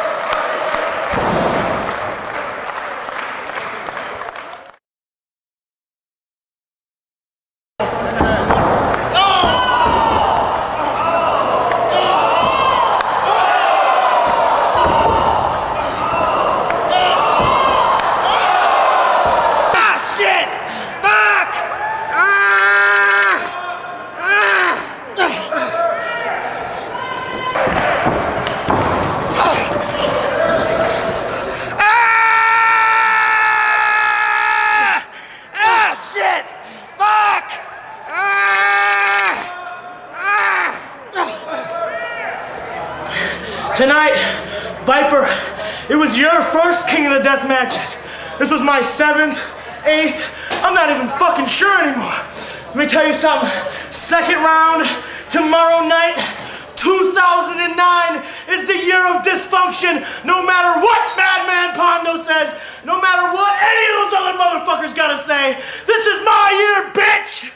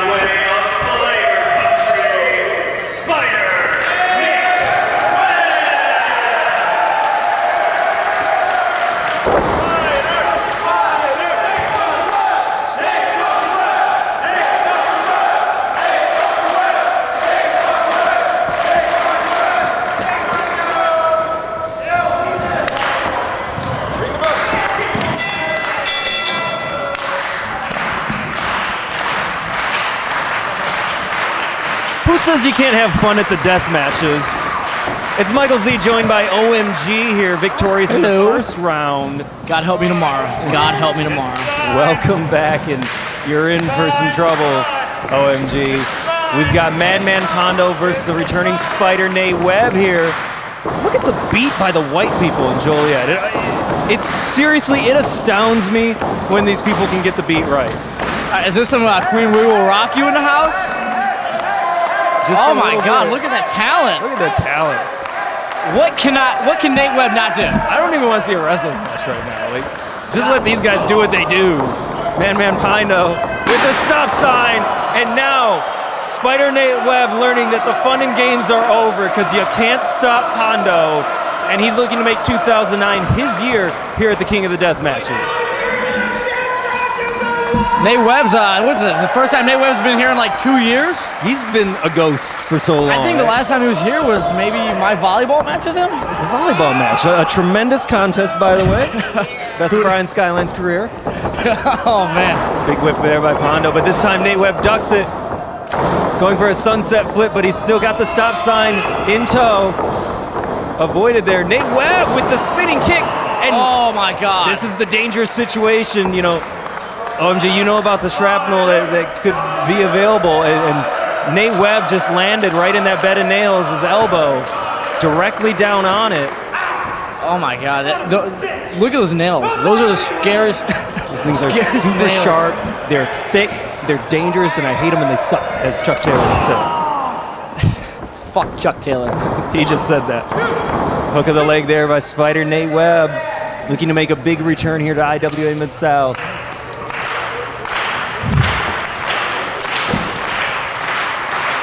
The man from Beer City by way of Flavor Country, looking to do a number on Madman Pondo. And these guys have wrestled each other many times all over this continent. And arguably two of the best competitors here, two of the favorites to win this whole thing. Two of the biggest veterans of death matches here. Right. Big paddle there by Nate Webb right across the back of Pondo. Pondo is a self-professed horror movie fan, a big fan of that, but every time he steps in the ring, it's a horror to see, not just the carnage across his own body, but what he does to his opponents as well.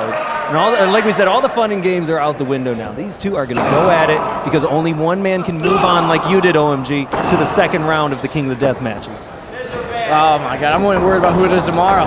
It could be Pondo, it could be Nate Webb, could be many other people. Hopefully someone really small. Someone, whoa.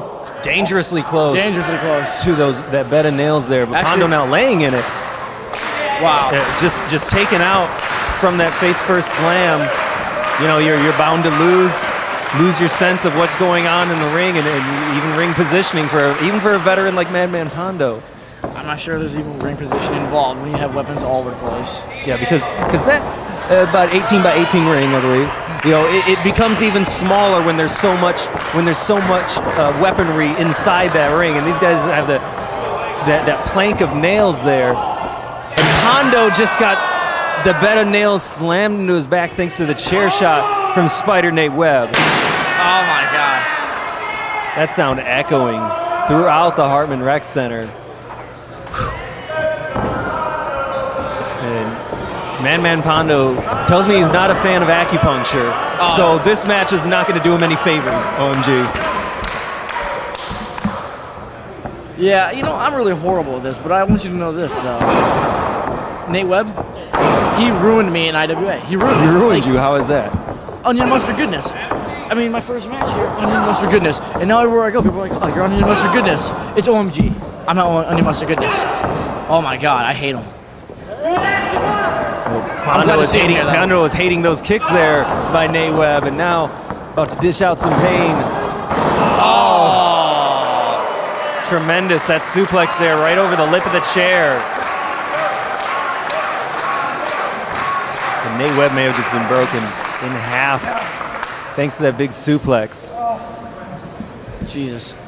Pondo just biding his time, thinking of the next thing that he'll do. The dangerous mind of the veteran Madman Pondo. Anytime you're in the ring with him, it's always going to be a battle. And Pondo's now got the bed of nails. looking to reposition it. 5 minutes have gone by in this contest. 5 minutes. Referee Junkyard Jones starting to help Pondo as he's got something bad in mind. Actually, I think he's just messing with Junkyard Jones. He's just He's gonna make the referee just hold it. gonna make him hold it. Now the referee is an accessory to a crime. As long as there's Junkyard Jones and crime, no way. But as long as there's not a pinfall or submission attempt, Junkyard Jones probably gonna just stay there, hold that Oh my up. God, he's digging that nail in the friggin' Spider Nate Webb's head. And I think with the veracity of Nate Webb's screams that we'd be able to hear if he quit off that. Oh, for sure. So if Junkyard Jones is quote-unquote out of position, he's still going to hear it. But now Pondo heading to the wall. Why did he get a dolly? A dolly. And Nate Webb tried to attack him, but Pondo stopped him early on. Where do you even think of this stuff? I mean, like, how do you even plan this stuff? Well, Pondo hangs out with Elkview Adam a lot, the Da Vinci of deathmatch wrestling. So even if, you think about the minds of Elkview Adam and Madman Pondo combined, they're going to come up with some ferocious stuff. They had a long car right here. I'm sure they came up with some nasty ideas. And now they're fighting out in the crowd. Smart Mark Video is going to be on top of the action in case we miss anything, but we can just hear that punishment going on as Madman Pondo has the dolly, and he's in control now at Spider Nate Webb. Big fist right over the head.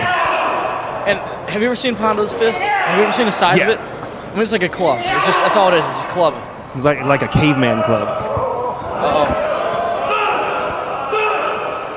And Nate Webb's reversing and throwing some back elbows. Yeah, Nate trying to fight back here. Pondo just cringing at the pain, but still, Madman Pondo, safe to say he's in control of this matchup.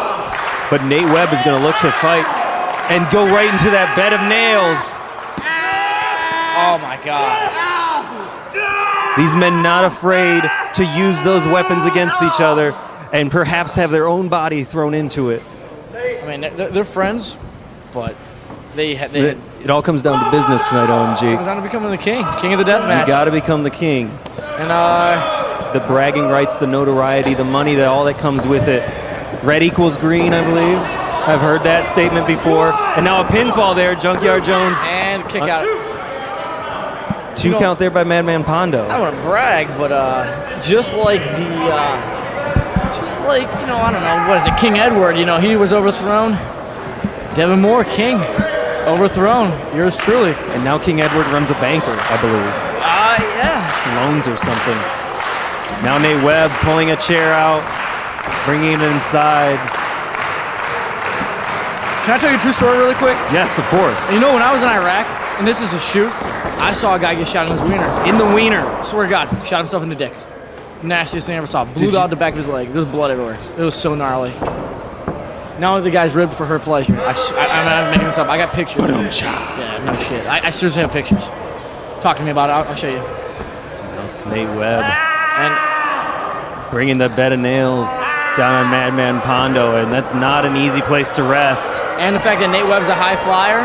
Oh, this could prove to be extremely dangerous for Madman Pondo. Maybe sandwiched by that chair salt. Oh my God. But that had a big effect on Nate Webb as well. The chair and the board slammed back into his face. But Nate Webb quick to recover. Adrenaline. Yeah, adrenaline, and Pondo definitely took the worst of that one. Almost had a pinfall here. Nate Webb shocked. Pondo made it to the second round last year, but this year it may be a different story for Madman Pondo as he's challenged by Spider Nate Webb at the 2009 King of the Deathmatches. And that's the one thing. The one thing about our tournaments, these tournaments, unlike baseball, unlike basketball, the teams are heavily stacked. Here, everybody has a chance. Everyone has that equal chance up. Nate Webb up top once again. Took a boot to the head. Pondo reversed with a boot to the head. Pondo now trying to capitalize on the situation. Pondo's still reeling from all that. I mean, he's a big man, dangerous man, but you can only take so much punishment. Nate Webb gets up, charges in the corner, but no connection with Pondo. Bad position. Not a good situation. Tied up in the tree of woe, and we've seen this out of Madman Pondo with with a shopping cart, with his stop sign, with chairs, but now with the bed of nails. And now with a dolly. A fucking dolly. A fucking dolly. Straight out of the garage. Madman Pondo has dangerous intentions. Oh my God. Oh my fuck. You gotta be shitting me. 2 years in a row at least, he's thrown something with wheels at someone in the Tree of Woe. Holy shit. And who's ever seen a dolly used? And Nate Webb, the unfortunate victim this year. 10 minutes have gone by in this contest. 10 minutes. 10 minutes of violence here, OMG. As Nate Webb down, just being pulled like a rag doll here by Madman Pondo. Both men a crimson mask, all cut up, all bruised. Not just on their faces, but all over their bodies. Those cuts are gonna linger, they're gonna be there. These guys are gonna be scarred for life after a match like this. Oh my God. So I heard a joke today. A joke, you say? It's actually, I don't. What's his name? The football player, Corey Taylor. Is that the guy who's Boss SC right now with the Dolphins, or from You are talking to the wrong man. Jim Fannin is the sports guy here. I used to watch the Knicks in like '94, and then after the strike, I stopped paying attention. But go ahead, Corey Taylor, you I say? don't know if that's his name. Shit. Well, fuck it. It's Corey Taylor. Well, anyways, I heard that they found during the draft, they found the two guys. I guess the Dolphins picked them up. If you don't get it, it's a horrible joke. But the joke is, the lost is C, Dolphins are SC. The Dolphins picked them up. Those guys are dead. It sucks. As long as someone's laughing, but no one's gonna laugh at that. Oh my God. Madman Pondo. That's it. That's somersaulting down. Yeah. That's it. Your prediction ringing true, and the bell ringing to signal that Madman Pondo is your winner.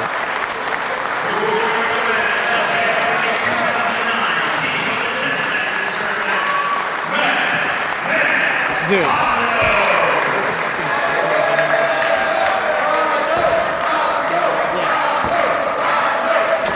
Everything has been torn down.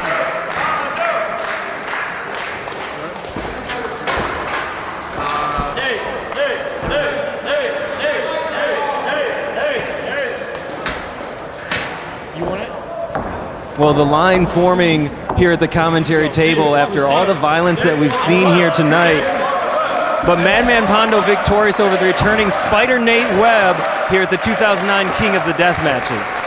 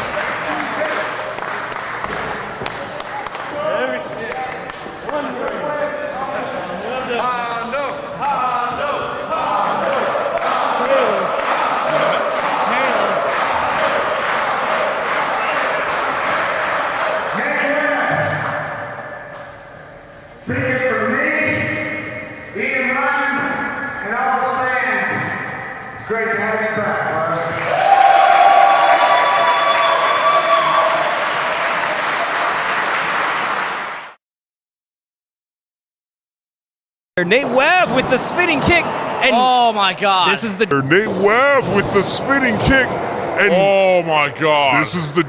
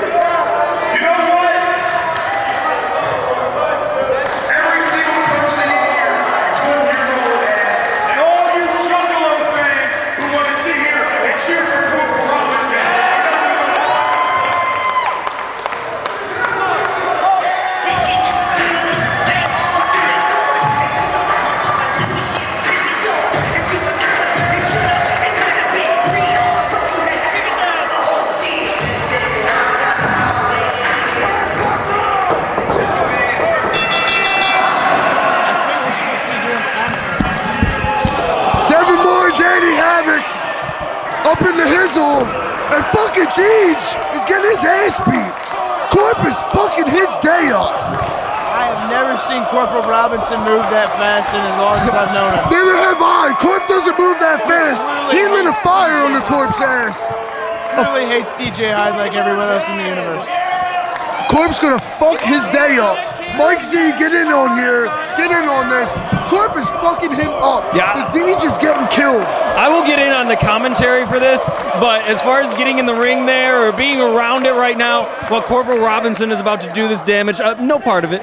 No part. Should I Mike Levy DJ? No comment. This one got off to the most ruckus start of any matchup here in the first round, as DJ Hyde having some terrible things to say about our fans, about the Juggalos, which are so close to Corporal Robinson. You know, his family, not only the Juggalos, but here in IWA Mid-South. But DJ should watch himself. No common courtesy is the because this is the only place DJ has work, because didn't Zadig fire him? I'm pretty sure that is the case. So he has nowhere to work. So if I was him, I'd be kissing these fans' asses so Ian brings them back. Trying to keep this job, yeah. Dude burning his bridges here, and a guy you don't want to cross is Corporal Robinson. Former Deathmatch champion, winners of multiple Kings of the Deathmatch tournaments. So many championships, so many accolades that Corporal Robinson has, and we didn't have any time to say them here. We're going straight to the fight as he's got those straight shots on the head of DJ Hyde. Those are called Delano punches, Mike Z, and Delano did not go good for DJ Hyde.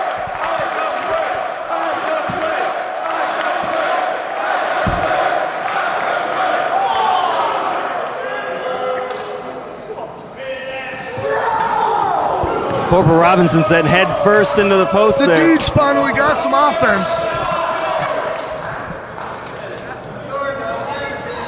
DJ Hyde looking to take out his DJ anger. bleeding buckets. Looking to take out his anger and frustration here on Corporal Robinson. As tough an opponent as they come in the first round. The Crimson Mask of DJ Hyde here up against Corporal Robinson. The Deej is too worried about these fans and needs to stay on Corp, because Corp has won this tournament, what, twice? The Deej is too worried about his Slim Fast program and his fucking Hollister shirts to think about wrestling anymore. He's in the big time, dude. Look at me, I dropped a full child and now I'm wearing fancy shirts from Abercrombie and Fitch. Danny Havoc, you know more than most people what it's like to be in the ring there with DJ Hyde. Unfortunately. That's why my life has been so fucking miserable. I understand, Danny. It's okay. There's IWA, I'd probably say fucking on the microphone, right? You can, actually. Kingston's going to say it like 47 times tomorrow. Oh, tomorrow. Nothing on Kingston. If he's ready? No, ready. I'm ready for this. Ready? This motherfucker over here is hitting the fucking Deej. That motherfucker. Sorry, that's Mighty Kingston. There will definitely be some racial spurs interspersed without the word nigger. My bad. Would be used. You know they were going to call Junkyard Jones N-word Jones? Inside stories. That's not nice. I think that's a good idea. I said an A, not an ER. My good friend Dysfunction is running for Congress on a campaign of making that word totally racially acceptable across the board. You don't have to be black. Sabian accepts it when I say it to him. He just wants to use it more. And I support this. Dysfunction for fucking Wisconsin Congress. The Deej coming towards us now. And Corp is pissed. Corp's about to put. Oh! DJ looks like a zombie, and he's bleeding and stalking his way towards us. Oh! He threw something at him. Oh! It's not about the wiffle ball bat, it's about what's covering it. And now it's stuck in the skin is pissed. of Corporal Robinson. Look like small flakes of gold. I think somebody needs to harvest those and make a fortune. The Juggalos. Oh, Corp just hit Deej in the face. Well, I am suddenly 10 times more of a fan of Corporal Robinson than I've ever been in the past. It's a barbed wire tennis racket, too. That sucks. Sweet. Turn around and show your face. Feed the head. Oh! What a tremendous The sound Deej effect. goes down. That just sounded like it hurt, dude. F that. You notice there's a crack in the hardwood floor here now that DJ is just taking such a tumble. Do we have to announce what time it is? Oh, there it's 5. Oh, Snapmatters him right in front of us. Corp's got a guitar. Come on. Oh, PlayStation to the nuts. PlayStation to the nuts. Yeah! He just ruined a Rock Band controller. And I'm not one to waste a Rock Band controller, but when Corporal Robinson's swinging there on DJ Hyde, I'll approve. I was going to take that home and start a promising music career, but now, clearly, that dream is dead. Corp just stuck something up the Deej's ass. And from what I heard, Deej had jail time. He might like that. That's probably not the first time, I think we can all assume. The thing about Corporal Robinson, he's a good dude, man. He's beat my ass a couple times, but he always I haven't had the made up honor. for it in illicit, illegal ways afterward. I'm not talking like a blowjob in the alley. You know, we're not implying that. Your wife wouldn't appreciate that, Mr. Havoc. No, she wouldn't. But and neither would I, for that matter. Glad you clarified that one, because I just gave you a weird look. Not that I don't like Corp or whatever, but he's just not really my type. Might have been a nice looking guy before, years of abuse, but. We're getting pictures taken of us. Obviously, taking paparazzi photos is far more important than calling the match. Ooh, boot to the face by a Corp. Corporal Robinson coming out with it. Bossman slam by the Deej. Bossman slam in the tax. Corp kicked out. The big Deej slam, if you will, Danny Havoc. I will, in fact, allow the big Gage slam. What has the boss man ever done for wrestling that DJ Hyde did not equal or surpass? I don't know, if you ask him, he did everything. I know, he is, I don't think He's biting his head. He might get the HIV. The greatest, oh my God, dude, I did that one time and I was worried for months. You never know where Corp's been exactly, And they're calling But DJ. I have some vague idea that it's not pleasant. DJ has a shirt on that says the Lariat. How do you feel about the Lariat? DJ has a tremendous fucking Abercrombie shirt on. You guys are too funny. You're going to take my job, or I'm just going to lose it. Next to you Don't doing worry, me neither. He's gonna fire us. Don't It's all worry. good. We're way too unreliable to show up on a regular basis. I'm either going to lose it to you guys or just lose it for allowing you to do it. That's all right. That may be more likely. I have to Corp's be about to honest. punch Deej's face off right here. Big super kick. Ooh! Right Up to in his the chin jaw. piece. The chin piece? Oh no. DJ wear a chin piece? He should. You fucking South He should Philly to hide piece of that. He should to hide that double chin of his. shit. Your accent and your slang make no sense. I'm not from South Philly, bastard. These guys looking like pin cushions right now. Thumbtacks strewn all across the ring and pierced into their bodies. Both men bloody. Corporal Robinson trying to get his balance up top. With an original Nintendo to the head. Which I did check, that was broken before, and it's certainly broken now. Thank God it was broken, dude. I really want to play some Legend of Zelda. I'd be pretty pissed if somebody's wasted that opportunity for me or not. No entertainment for DJ Hyde coming out of that one. Hit him with the Sega Genesis. Just Death match where they bring like the every gaming system from like Atari all the way up to now, and that will just be the progression of the match. They just get progressively worse because obviously like N64, PlayStation 3, whatever's out now, it's gonna be significantly more dangerous than anything they put out back in the fucking 80s. now DJ Hyde, Sammy Callahan here, and he's looking to dish out the lariat on Corporal Robinson, but Corp ducks it. Boot camp, bitch. Camp, bitch! I always wanted to yell that into a microphone, and now my dream has come true. I'm gonna kill myself. There's nothing else to look forward to. Fuck you, DJ. You're an asshole.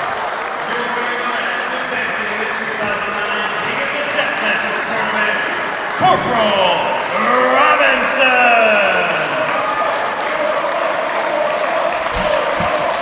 I can't follow Nate Webb's dance, and I can't follow Devin Moore and Danny Havoc.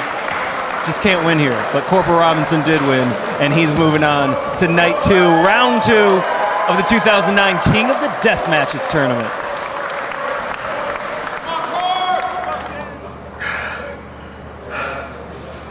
'2009, King of the Death.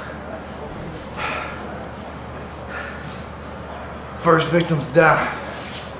The second, when I'm done with you, you'll fear what you don't understand and hate what you can't conquer, bitch.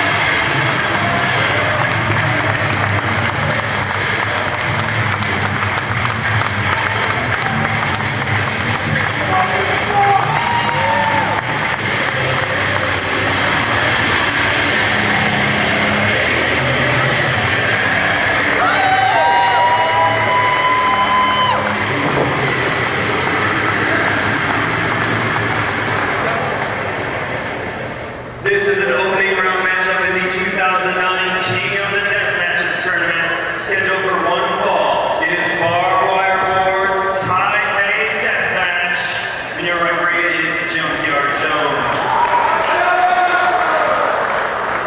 Introducing first, hailing from Chattanooga, Tennessee, the strong style psycho, Payne.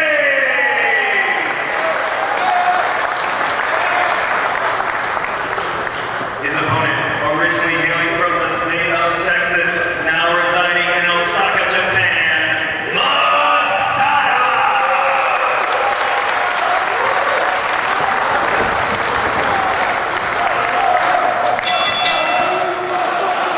Quite a match to be looking forward to here. We've got two men in the ring who look like they're both reasonable candidates to beat homeless people to death with pipe wrenches.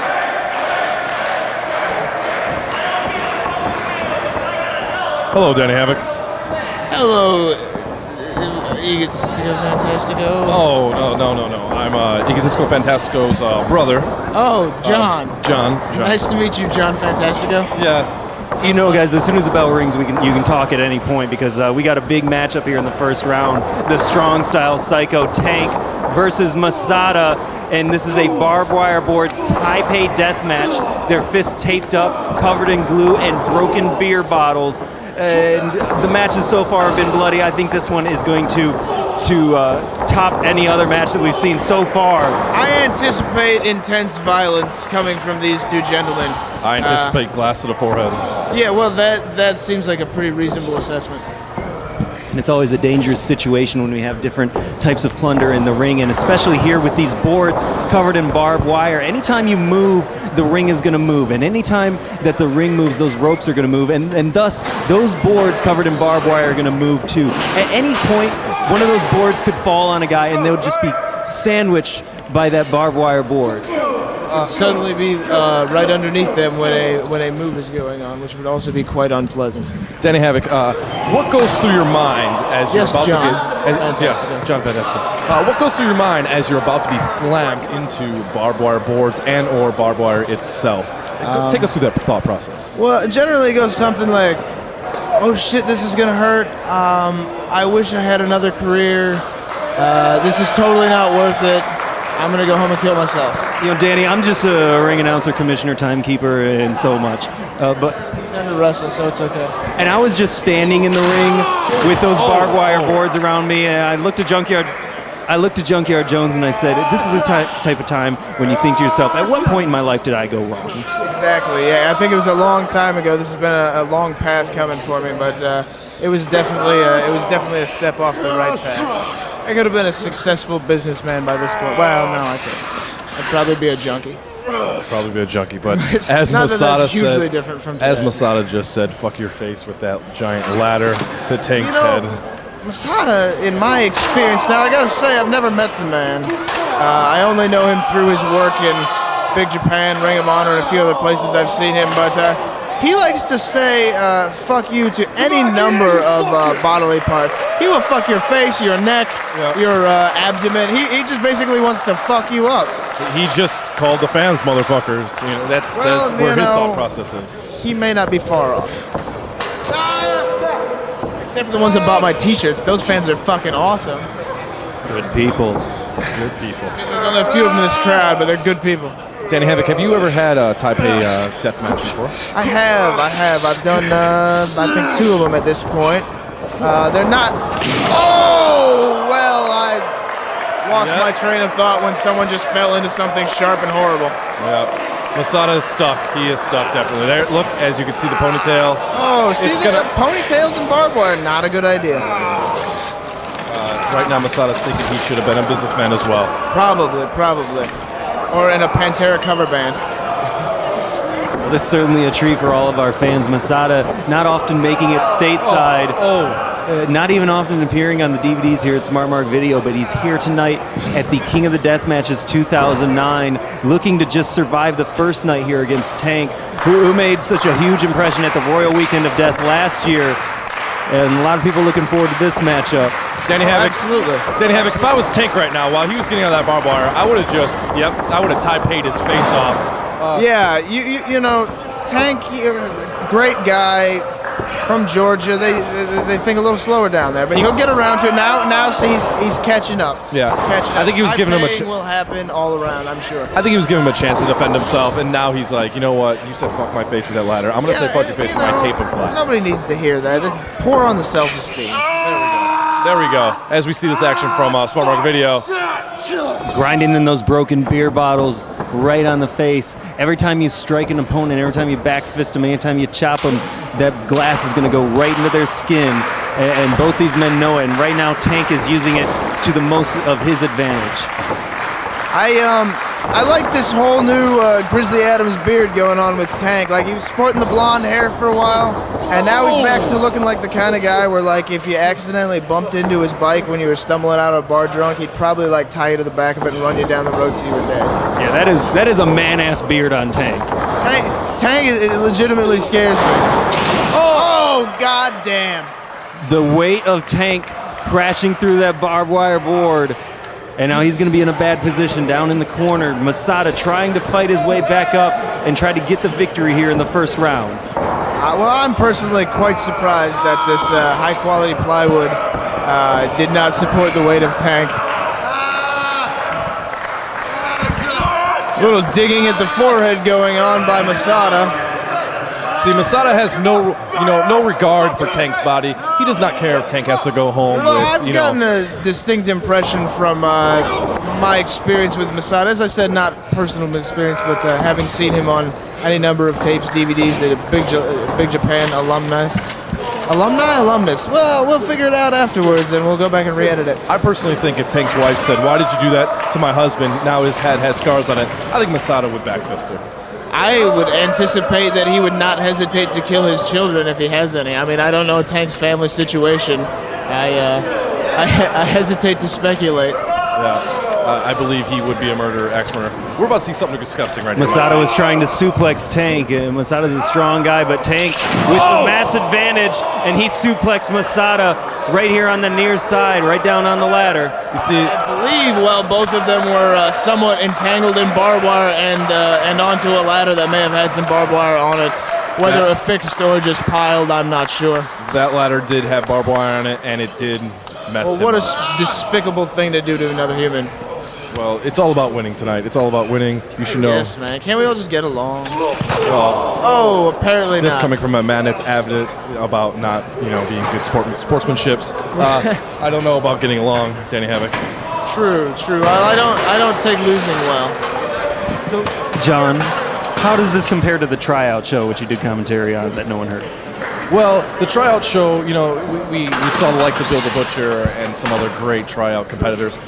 This compares Oh, that was straight to the head. Nobody enjoys that. Yeah, that chair is disgustingly broken. It was a mangled, sharp angles everywhere chair. That was very nice of Masada to think to fold it up before he hit him.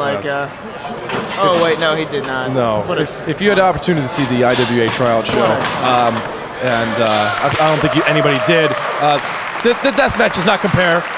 Again, we might have a Mike Levy incident, maybe tonight or tomorrow. That could be good. Peter B, beautiful. Those are always enjoyable. I see some stiff punches to the head of Tank. He seems to be propped up on a ladder. He's on a ladder with two chairs there, Danny Havoc. If you can stand up, you can see this. Something rather despicable is about to happen. I have it in mind. Oh, don't jump. Oh, Jesus H. God. A chair just shot through about 3 rows back in the direction of Ian Rodden. The agility shown by Masada, bringing out innovative offense here at the 2009 King of the Death Matches. Danny Havoc, Masada showing why he is badass mother effer. Definitely badass mother effer seems to fit. And he has a rather impressive beard ponytail, which I've always been rather jealous of, but let's not go passing that around. As you can see, Tank is bloody, he is hurt, he's bruised, and I don't see him kicking out of this, too. I can't imagine. And he does that. Tank is showing his heart. Son of a bitch. He is a son of a bitch. Could have just laid there, he could have gone home, he could have got drunk. That's entirely my attitude on the subject, but he decided that he wanted to keep fighting. See, Tank is more worse, for wear than Masada. Masada showing, that he still has life, but Tank, he looks like a zombie. Well, God love Tank. I respect the man. I respect his toughness. I would not want to run into him in a dark alley or a well-lit alley or even a coffee shop. But nevertheless, dude, we are seeing something amazing right now. You can imagine by looking at him that Masada may have the cardio advantage here. Which, I want to see which man goes down first, and it will be Masada. Damn!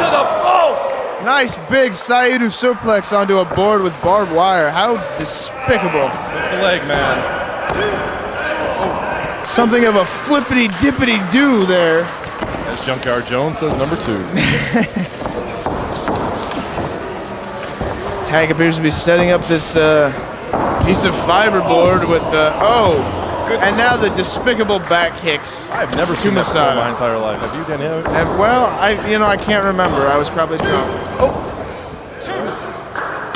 But if I have, I blocked it out for how horrible it was. I didn't want to relive it, and now I've just been forced to. Childhood traumas are all rushing back to me. Me personally think this has been the best 10 minutes of the evening right now. I'm having a very enjoyable time. Next to the Danny Havoc encounter. Yeah, that was something. Oops. Wow. I meant Danny Havoc's great. Well, your match was 12, so it's quite handsome. The best 22 minutes of my life. As Tank, on the barbed wire as well. Masada bleeding profusely from the forehead. Up to the top. What are we going to see here? Nice. Frog splash. Big This splash. is over. 1, 2. Tank showing that he is a son of a bitch. He is that son of a bitch. He has Quit heart. kicking out. He has heart. He wants to come out the victor. Trying to finish this commentary so I can go get more drunk. And he keeps kicking out. He just has no respect for the man back here behind the microphone. That is Taipei glass. Oh, that's gross. He is disgusting. He's sticking crochet needles in his head. I mean, I don't know what it is, but it appears to be the Japanese equivalent of crochet needles. Possibly extremely sharp. Masada is disgusting. They are stuck in his head. Extremely sharp chopsticks? Is that what we're seeing? I can't quite fathom it. He has antennas. Are you seeing this, Danny Havoc? Well, no. Masada's back is actually in my way. But I have an idea of what he's doing. He turned Tank right into a fire ant. Look this way, I want to see. This is disgusting. I could see, and this is gross. Fuck the majority of the Jones fans. says Tank does not give Turn up. to me. Tank, Junkyard Jones. I know it's hard to tell the difference between the two. Look at Tank's head. They are stuck in his head. I defy. He is gonna. Those are gonna go into his brain. I wouldn't recommend this. Tank is gonna forget when he was 3. Oh, God damn you sick. This is over. Fuck. 2. Thank God. Thank God. So Tank needs medical help. There are spikes in his brain. He does not remember his childhood. He does not remember the color blue. What are we going to do, Dan Havoc? I don't know. I am shocked and deeply appalled by the turn that this night has taken. Holy shit. Echoing through the crowd. We can only agree.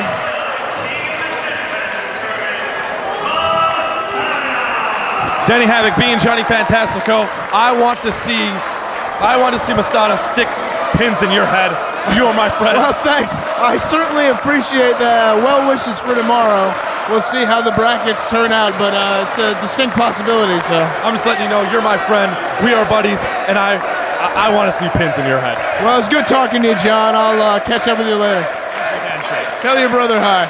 Masada proving that he is one of the deathmatch elite with a victory here over Tank and such an impressive performance in front of our fans in Joliet. Masada will move on to round 2 tomorrow night in the 2009 King of the Deathmatches tournament.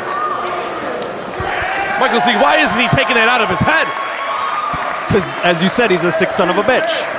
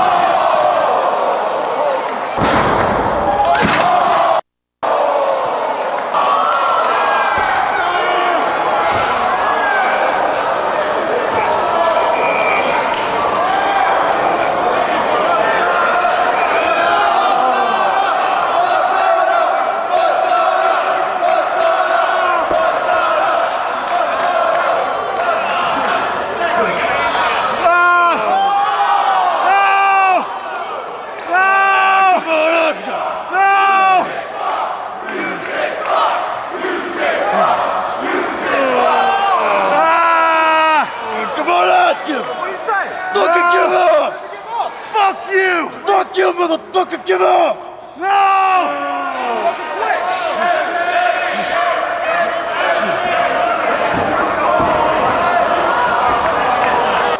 Fuck you, motherfucker, give up! Tank is gonna forget when he was 3. Oh, God damn you.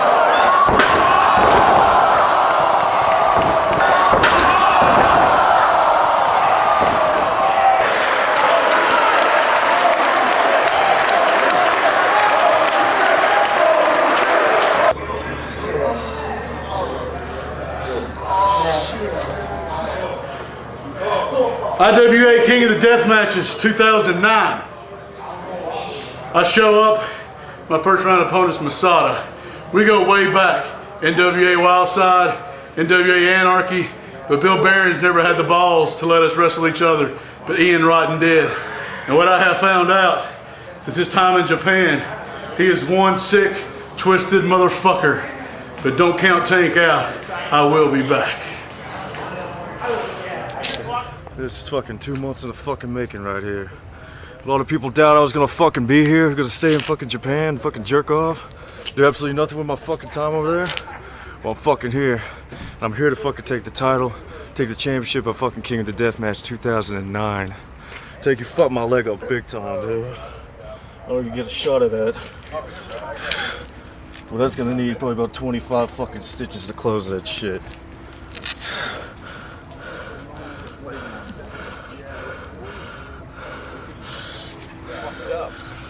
Taking it here.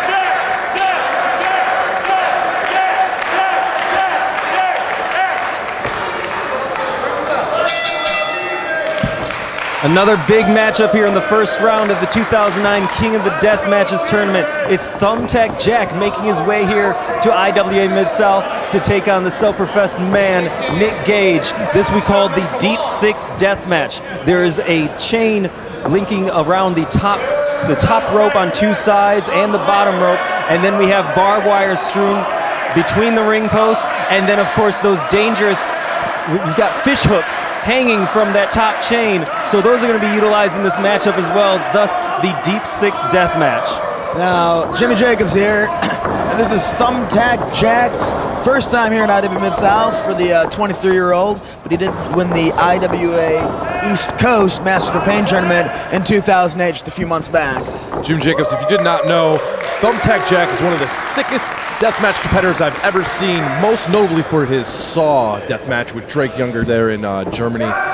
All the stipulations of the movie Saw were placed in this deathmatch, where one, Thumbtack Jack was slammed onto a pile of syringes. It was one of the most disgusting things I've ever seen in my life. Insane, and at only 23 years old, you already see all the scars are all over his body.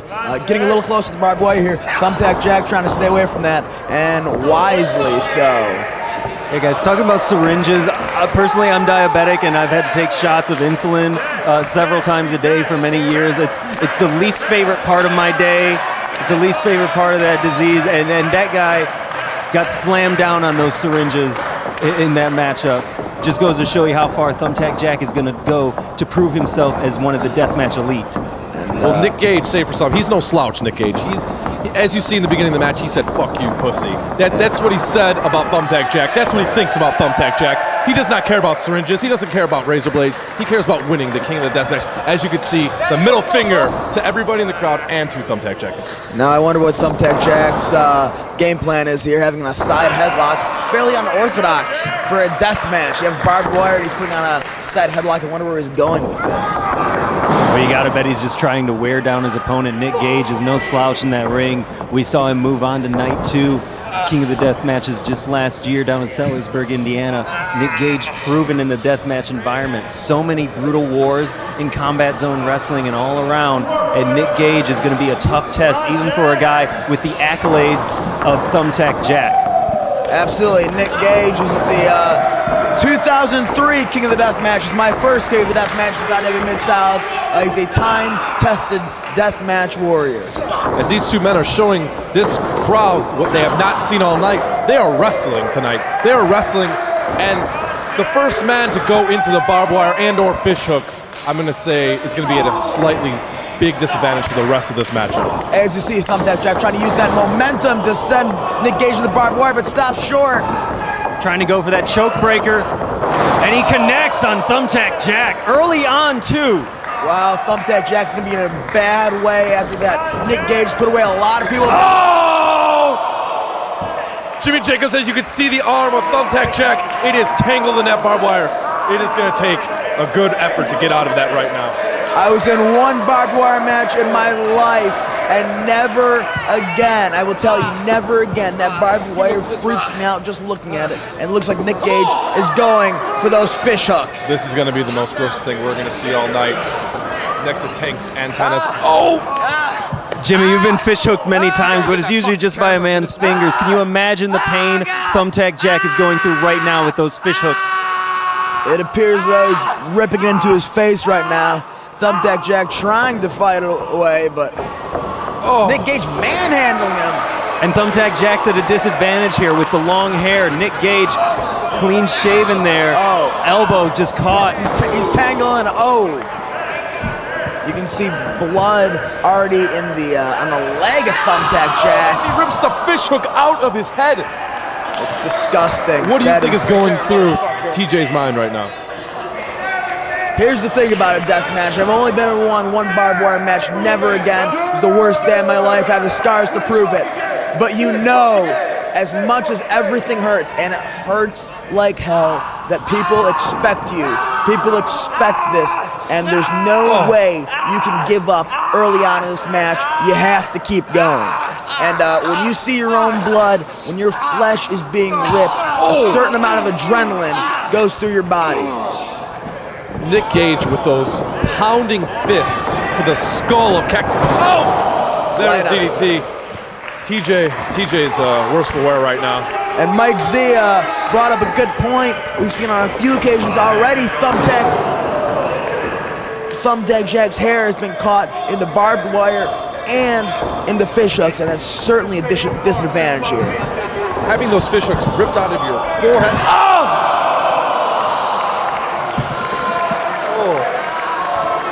You know, you guys know it's never a good time to be crotched on the ropes. And especially with the barbed wire in the situation here in the King of the Deathmatches tournament. And you have to understand, when you're hitting the barbed wire, best case scenario, you hit it flat. On a move like that, that barbed wire just ripped. It just ripped into his pants, into his flesh. That's worst case scenario, because those are the kind of things that are gonna tear your flesh right off. Nick Gage is doing what he came to do today. He is dominating this matchup right now. And Thumbtack Jack. Oh! Lucha style arm drag whipped out here by Thumbtack Jack. And he was able to turn the momentum in his favor, at least a brief stop here against Nick Gage, who's been on an offensive tear so far. Now he asked the ref for those scissors, those rope, barbed wire rope cutters. It's a tear of a different kind here as Thumbtack Jack is going on the attack here against Nick Gage. He's cutting the barbed wire. And you got to be very careful in that situation. When you're cutting that barbed wire, it's going to recoil back. It could catch you right in the eye, could catch you on the hair, anywhere on your body. It's just a multi-dangerous situation here. It's always dangerous. Barbed wire is never fun to deal with. You always run the risk, whether you're handling it in your hands or getting whipped into it or thrown onto it. It's always dangerous. Yeah, and Jimmy, there's a reason that people put up barbed wire when they want to, they want to keep people out. And as you said, you have your own fear of barbed wire. It puts fear in the hearts of men, and we're consciously told to stay away from it. But these two tough competitors are going to go headstrong into that barbed wire. If it hurts them, it hurts them. But if it hurts their opponent, then even better for them. And that's what being the king of the death match means to these two. Thumbtack Jack's making this match now to the outside of the ring, giving Nick Gage one of the hardest headbutts I've seen all night tonight, followed up by a chair shot. They're fighting outside the ring now, and it's still a dangerous situation. All of those chairs, we've got loose debris all over. I stepped on a couple thumbtacks myself. Big body slam there on Nick Gage, back first onto the floor. What is TJ thinking right now? What is going through his mind? I personally think he's going to take flight, Mike Z. Here it comes. He's going to show why he is a deathmatch competitor. Oh! And just narrowly avoids getting ripped to shreds by those fishhook and the barbed wire and nails Nick Gage. Jimmy Jacobs, if you could see the hair of Thumbtack Jack is stuck on those fishhooks and those chains.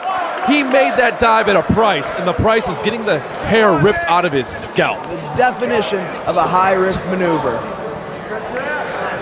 Now back inside. Thumbtack Jack's going to want to try to look for the pinfall or submission now. Well, he asked the crowd if he wants to see Nick Gage bleed, and I think that's what he's going for right now. Nick Gage says, no, sir. Here it is, barbed wire right on the forehead. Smart Mark video capturing the action, bringing it into your living room. Early on, we saw Nick Gage just dominate with that choke breaker right away, and it looked like he was going to be control of this match for its entirety. But Thumbtack Jack has turned this match around and right now is in control. Come on, Jack! Let's see what his strategy is to follow up to try to put away Nick Gage. So now that wasn't a forearm to the side head, that was a forearm to the nose. Just grinding that barbed wire right into the cuts and making new cuts themselves. As the blood is just pouring out of Nick Gage's skull. Right now, these are the kind of maneuvers that are going to be wearing down Nick Gage. Going for the cover smartly, but only getting a one count. He understands, I think Thumbtack Jack understands at this point, he needs to wear Nick Gage down more before he goes for a high impact maneuver that could give him the win. Quickly, Nick Gage with a boot to the midsection and then a brain buster takes down Thumbtack Jack. Just when Jack got in control, he's back down on the defensive. This crowd behind both competitors, but right now they're behind Nick Gage. But I see this as a split crowd. They want to see a winner, and I personally do not know who you think would win this match, Jimmy Jacobs. Well, Nick Gage definitely has the experience advantage in the death matches. Thumbtack Jack, though, like I said, won the 2008 Masters of Payne tournament. Thumbtack Jack, a fast rising star, but unfortunately for him, he just rose into that bottom chain and got caught up in the fish hooks as well. Barbed wire all over. Nick Gage pulls him to the center of the ring. Like this body, Mike Z. Now locking in that Boston Crab, applying a lot of pressure on the lower back and on the neck and shoulders.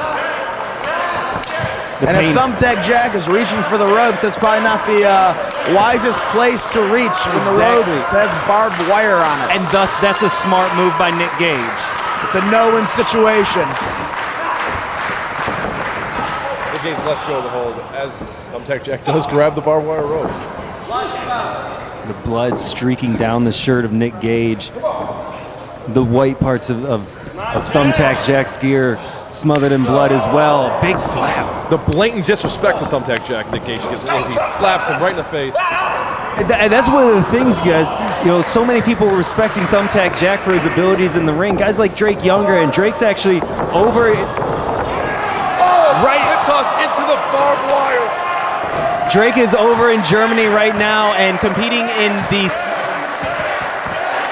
into the 16 karat gold tournament, and we understand that Drake used Thumbtack Jack's patented maneuver against one of Thumbtack Jack's rivals over there in that tournament, just showing the respect that he has for his fellow deathmatch competitor. Only a 2 count, but Nick Gage. That hip toss into the barbed wire has really turned the tables of this match. It's turned the tide. Thumbtack Jack is back in control. Nick Gage is in a bad way, and he's got to follow up with something big. And that's not the big thing he wants to follow up, is he's going feet first into the chains and fish hooks. Oh! Just sacrificing his own body. And Nick Gage hung up to dry here in the Deep Six matchup. Nick Gage definitely took the brunt of that, and he is hurt. But so is Thumbtack Jack. Wow. He is exhausted. Both men are putting their heart out, putting their heart in that ring. They want to become the king of the deathmatch. And from what I hear, this is awesome. The crowd really enjoying this matchup. And we still got one more to go here tonight. Nick Gage is just stuck in that barbed wire. Before we can get there, we got to find out who's victorious and find out who will move on to night 2, round 2 of the King of the Deathmatches tournament. You gotta have a lot of heart, a lot of balls to want to be in this tournament, because I was in one barbed wire match. These guys will have to compete in 3 matches to win the tournament. Amazing. Back to respect factor. Nick Gage respects nobody. Thumbtack Jack right now, he is trying to earn the respect of these fans here in America, as well as Nick Gage, by doing everything he has to do to become the king of the deathmatch. Personally, I don't know if Thumbtack Jack really gives a shit if he has the respect of Nick Gage, as long as he beats Nick Gage. Yeah, I think it's safe to say that Thumbtack Jack, not the type of guy to rest on his laurels. As you said, Jimmy Jacobs, the tides have turned once again. Nick Gage is back on top. And like I said, that's the worst way to hit that barbed wire. When that barbed wire slides on your body, that's when the most damage is done. I have scars on my body for the rest of my life because of that. Gage not only went into that multiple strands of barbed wire, he hit that solid apron there on the ring as well, and then went down to the floor. So many points of impact in this matchup, and not just the broad ones. You gotta think about those points on the barbed wire as well, on the fish hooks. Such a dangerous environment. Nick Gage is about to go wild here, taking the chain off. The dangerous mind of Nick Gage. Well, as we've seen this match build, we've seen more and more higher impact moves, and right now, it's time for somebody to bring out some big guns, and Nick Gage is doing that. He's going to try to put the finishing touches on Thumbtack Jack. You can see it in Nick Gage's body language how pissed off he is right now. Thumbtack Jack is about to pay. He wants to end this. He's going to choke him out, Jimmy Jacobs. He's got the chain wrapped around Thumbtack Jack's neck, jabbing away. You got a fish hook stuck in him for a second, it looked like. I don't know what Nick Gage is going for. He tied him to the post. Thumbtack Jack is going. That is around his face, Jimmy Jacobs. Going for that boot. Oh! With the chain wrapped around his face. That hurts enough as it is. And these sick people want one more. Thumbtack Jack might not be able to survive one more. He might be out right now. On a regular day, there would have been a place to go for your head. Nick Gage has tied him to the post. He is still tied up. He's got some. It looks like he's got the God, those fish hooks are complete X factor. TJ showing the heart. I cannot believe that he just kicked out of that. I told you, there's something that happens when you see your flesh torn, when you see your own blood. A certain amount of adrenaline comes through you, and here comes Thumbtack Jack trying to fight back. Gage was going for that choke breaker. We almost had a flash pinfall be the end in this death match. And now is Thumbtack Jack, the Drake's Landing, an ode to the man who did his own patented maneuver overseas. I'd consider that an upset.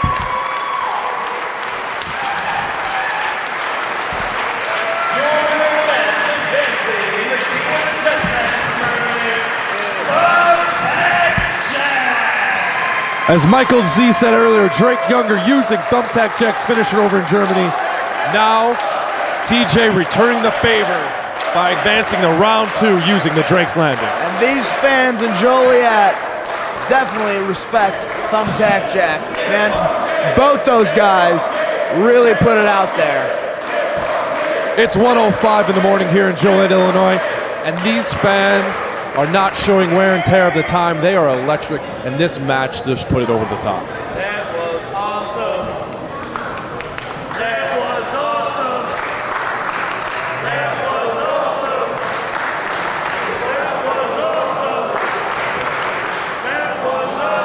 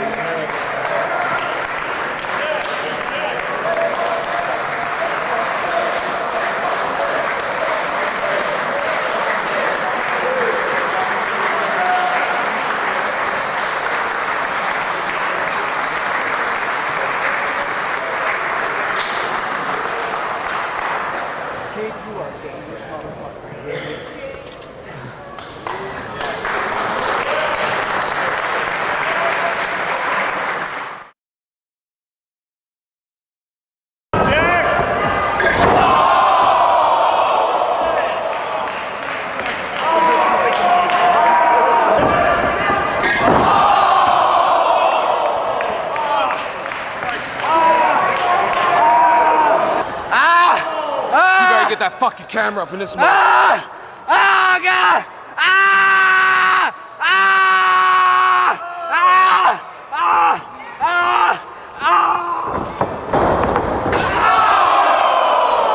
He's going to show why he is a deathmatch competitor. Oh!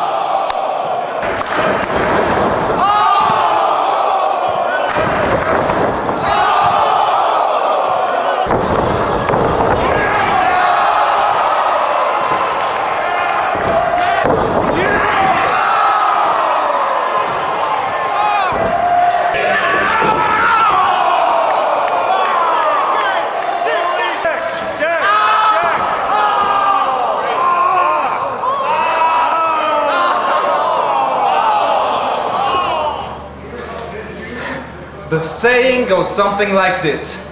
To be a man, you gotta beat the man. And I did just that out there. I beat the fucking man. Woo! Woo! Woo! That must make me the new fucking man. And everybody out there, I told you, the master of Payne, he's gonna go on to become the king of the Deathmatches 2009.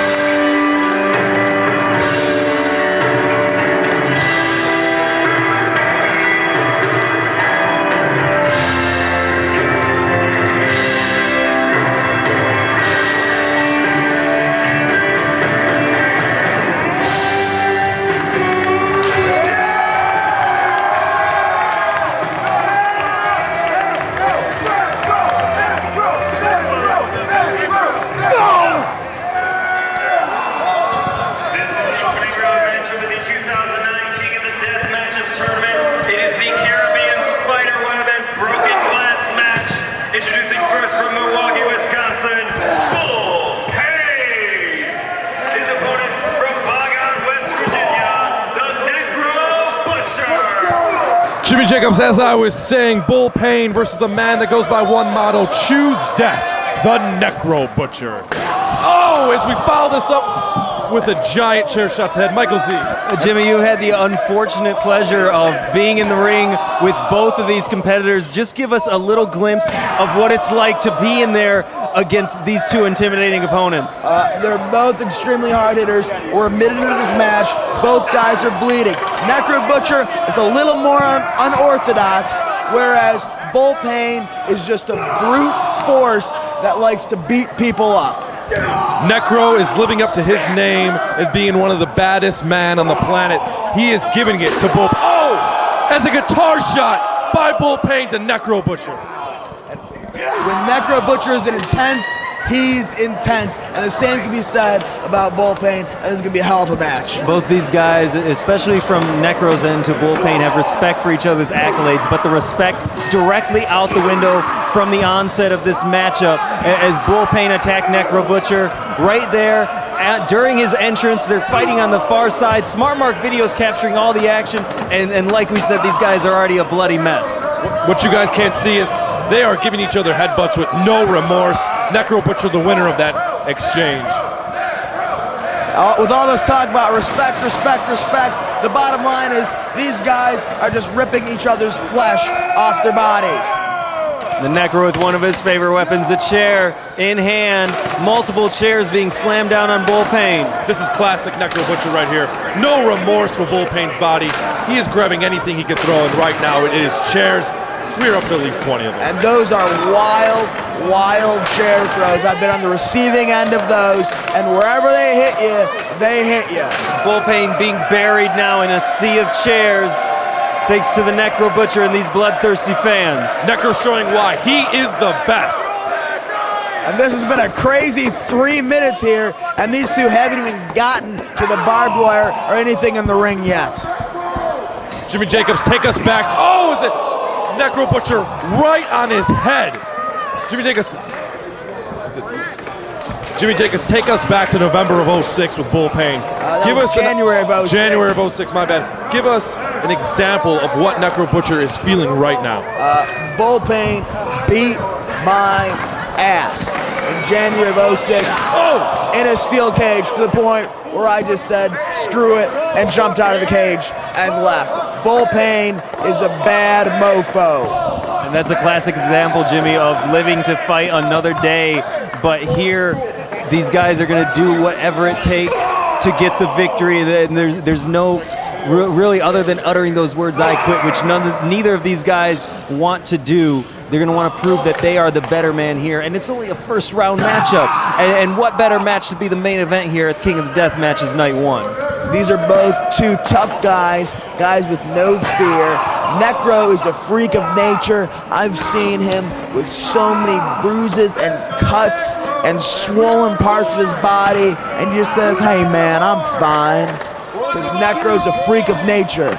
And if there's anybody who's going to absorb punishment, it's Necro Butcher, and he'll need to in this match with Bull Payne as they still fight it out on the outside of the ring. Necro introducing Bull Payne's head to that merchandise table as Necro is on the prowl.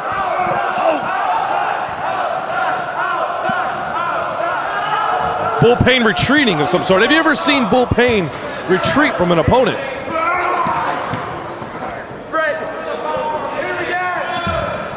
Christy Lynn needs to watch herself over there at the concession stand. That food gonna be spoiled thanks to the brawl here between Necro Butcher and Bull Payne. And let's not forget, guys, they haven't even made it to the ring where we have the Caribbean spider web of barbed wire and numerous amounts of broken glass. That's still potentially in store for these two, if they even make it to the ring. And Bull Payne, on their own accord or not. Bull Payne just fell over, and it takes a lot to knock a guy like Bull Payne down to where he's that prone to the ground. Right now, Bull Payne is helpless. He is helpless at the mercy of the Necro Butcher using that tennis racket full of barbed wire. The sea of people here at the Hartman Rec Center surrounding the action. Smart Mark Video still able to capture it and bring it to your living room. You've got the best seat in the house here for the King of the Death Matches.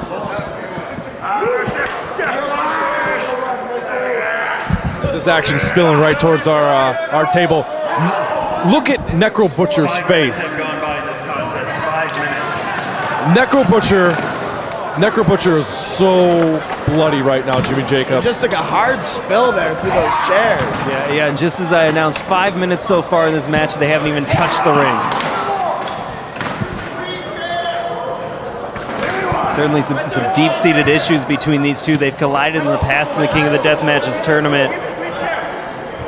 But this a new year, 2009. Bull Payne returning here after, I believe, over a year's absence for IWA Mid-South, and he's here at the King of the Deathmatches, a last-minute replacement, and he is certainly living up to this main event status here for Night 1. Personally, I think we got an upgrade with the two last-minute replacements. Thumbtacks in the head of the Necro Butcher by Bull Payne with that bat. This match is disgusting right now as the action spills over to the corner. Bull Payne just throwing vicious kicks in a Necro Butcher's face.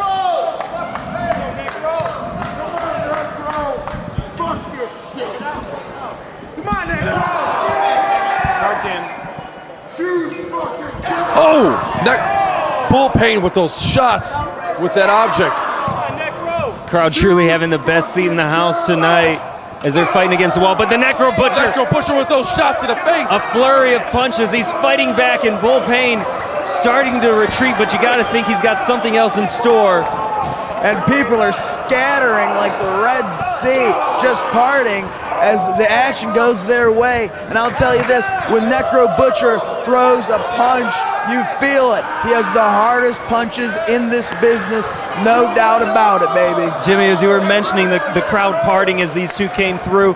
Necro living up to the title of the Butcher. He talked about having to get the respect of Abdullah the Butcher himself just to take that name, and reminiscent of Abdullah himself, the crowd running in fear. They want to be so close to the action, but they know what is in store for them if they get just a little too close. That is what the Necro Butcher brings to you every night, and Bull Payne as well.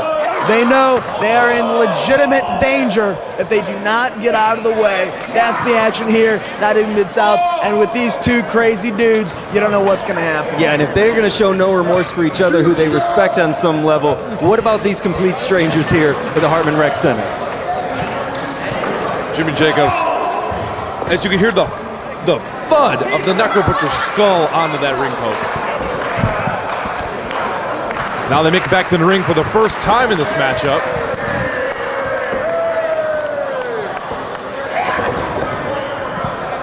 They finally stepped inside the ring, and we've got strands of barbed wire, no ropes out there, a dangerous rusty chain. We've got a big piece of metal on the end there as well.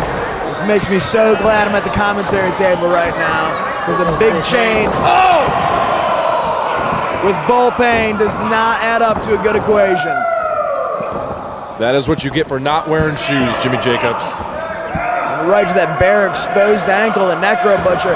As tough as the Necro Butcher is, he's getting his ass handed to him right now by big bad bull Payne. I defy you, Jimmy Jacobs, Michael Z, to find two men that are tougher than the Necro Butcher and Bull Payne. Oh, with the spike! Going behind for the Asiatic spike. The spike, or is that just a sleeper hold there? Necro is trying to take down Bull Payne. If he can't knock him out, he's looking to take him out with that spike. But a big mule kick there by Bull Payne, and now they go into the glass. Bull Payne sent him down, but felt a lot of pain himself.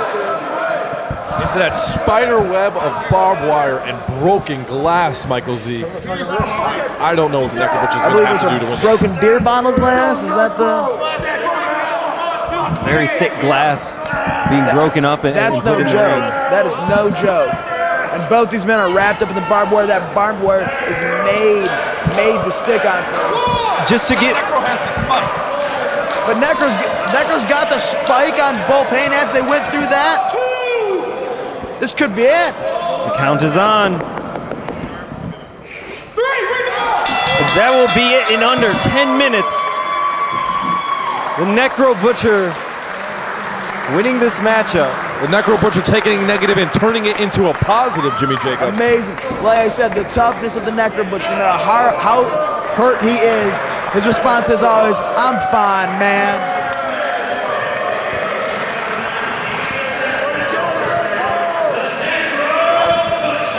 And as hurt as the Necro Butcher was, going through that glass, barefoot at that, he was still able to put on the Asiatic spike, it appeared, and win this match against the big bad Bull Payne. And what a great show tonight, Michael Z. We've seen so many things go on here just in the first round, and we still have 3 more to go coming up on night 2. Not Junkyard, no! Bull Payne don't care who he hurts. Michael Z, Jimmy Jacobs, Bull Payne is a sore loser. He is not advancing to night 2. He is not advancing this tournament. He will not be the king of the death matches. And you know what? The referee had to pay for it. Well, we've seen so much bloodshed, so many broken bottles, barbed wire, broken glass, things all over here tonight.